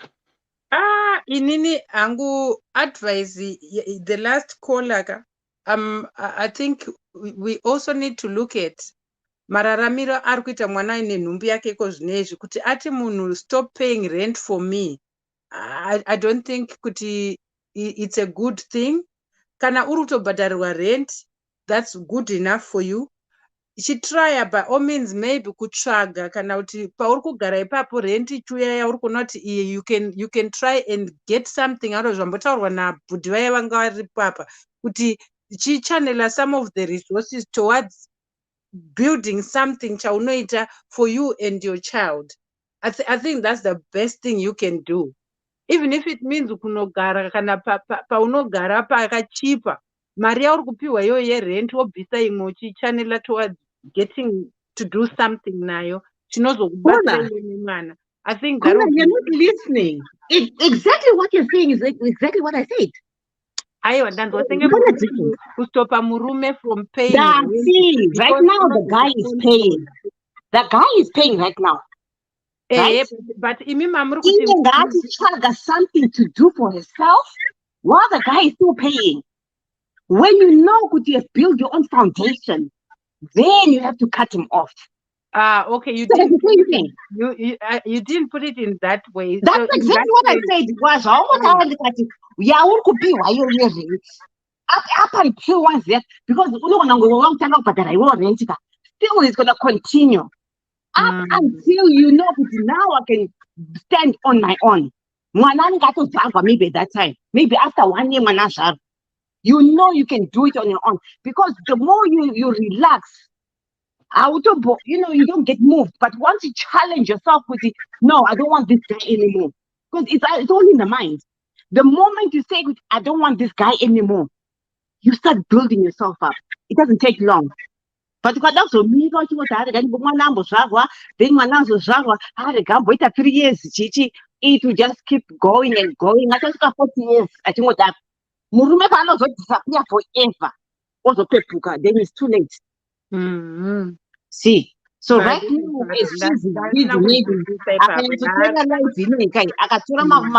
my suggestions, if she's thinking of, moving on. Could I try the exit plan? Depends. Plan B is needed because Murume once he says could terminate, it means he doesn't love you. I'm not going to go out. And if you read from the story, you can tell that there's a Guanku Chete. because the guy is coming, he's not coming, because they did live together up until azotanga kurongedza and ndambokanganotara imazosuggested kuti vasikana kana muchidheta varume paunoenda kumba kwake kuya taisita tichiri tusikana tuma-dating tairongedza mumba imemukomana uchicleana. We were not cleaning out of love, no. We were cleaning yes. I wasn't cleaning out of love. I was cleaning, but I know what clean. I'm looking for something. But manje chirega ndikuudzewo imwe story yakamboitika kuti mukomana ane kumba kwaigara nemukadzi wake, but aiti kana girlfriend yako enda ikoko mapictures zvese ainyatsorongedza zvokuti hauna paunozowana kuti oh yes, I think takamboita kutanga the story panapa. So if you remember. So azvinamugoni zvinhu izvi zvakagara zvitongori, you know, takagara titongori a messed up generation, whether it's from our ancestors, but uyu musikana, I think advice yamapa iyoyo kuti just try and channel mari yauri kubhadharwa yerent to a certain point yekuti iko zvinoizwa kuti ndakuda kuitawo zvangu zviri independent, wosiyana nemunhu. For now, chengeta mari yauri kupiwa iyoyo uchikwanisawo kuitawo something nemwana wako. I think that's something chingangokubatsirawo muupenyu hwako. And I'm sorry you're going through what you're going through. It's not easy for a woman to be told to not terminate a pregnancy. Varume, they are good at saying things like that, but it's your body and no one should tell you what to do with it. It's your choice that you have to make. I'll go and terminate or not. Thank you, good people. Thank you so much for your input. Thanks for everything. Tosanga, I'm switching on Moswe Friday. Thank you so much, good people. Good night, wherever you are. Sorry. Yes. Una jingle le DDC car rentals. You in the night? Yeah, 2 minute inbox. All right, thanks. Right, good night, good people. Love you all. Stay blessed. Good night. Ddc Rentals. We remain committed to helping our customers stay mobile. Dinomatika paguta, para mukuta. Uyakuna Ddc. Fona kuna Ddc. Tene mafio seva 4x4 family car. Tene mafio seva 4x4 family car. Unotipata apa. +447961803546 or +263773791 and last one +263771257 your big up daddy T.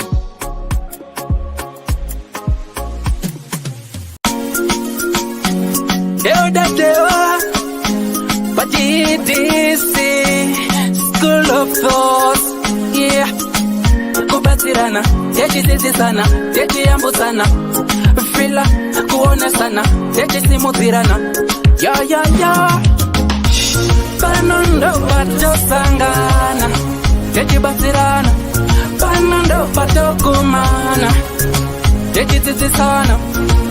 Ddc Skool of Thoughts. Ddc Skool of Thoughts. Yautete wachimonyo pila icho kwadi upenyu uyu unoda kupanana miwono, yeah. Kubatsirana, techidzidzisana, techiyambutsana, pila kuonesana, kusimudzirana, nekukurudzirana, yeah. Pano ndo patosangana, techibatsirana, pano ndo patokumana, techibatsirana. Ddc Skool of Thoughts. Ddc Skool of Thoughts. But Ddc Skool of Thoughts. Real life matters now. Mondays and Fridays, 8:30 p.m. UK time. Live here on Facebook. Ddc Skool of Thoughts.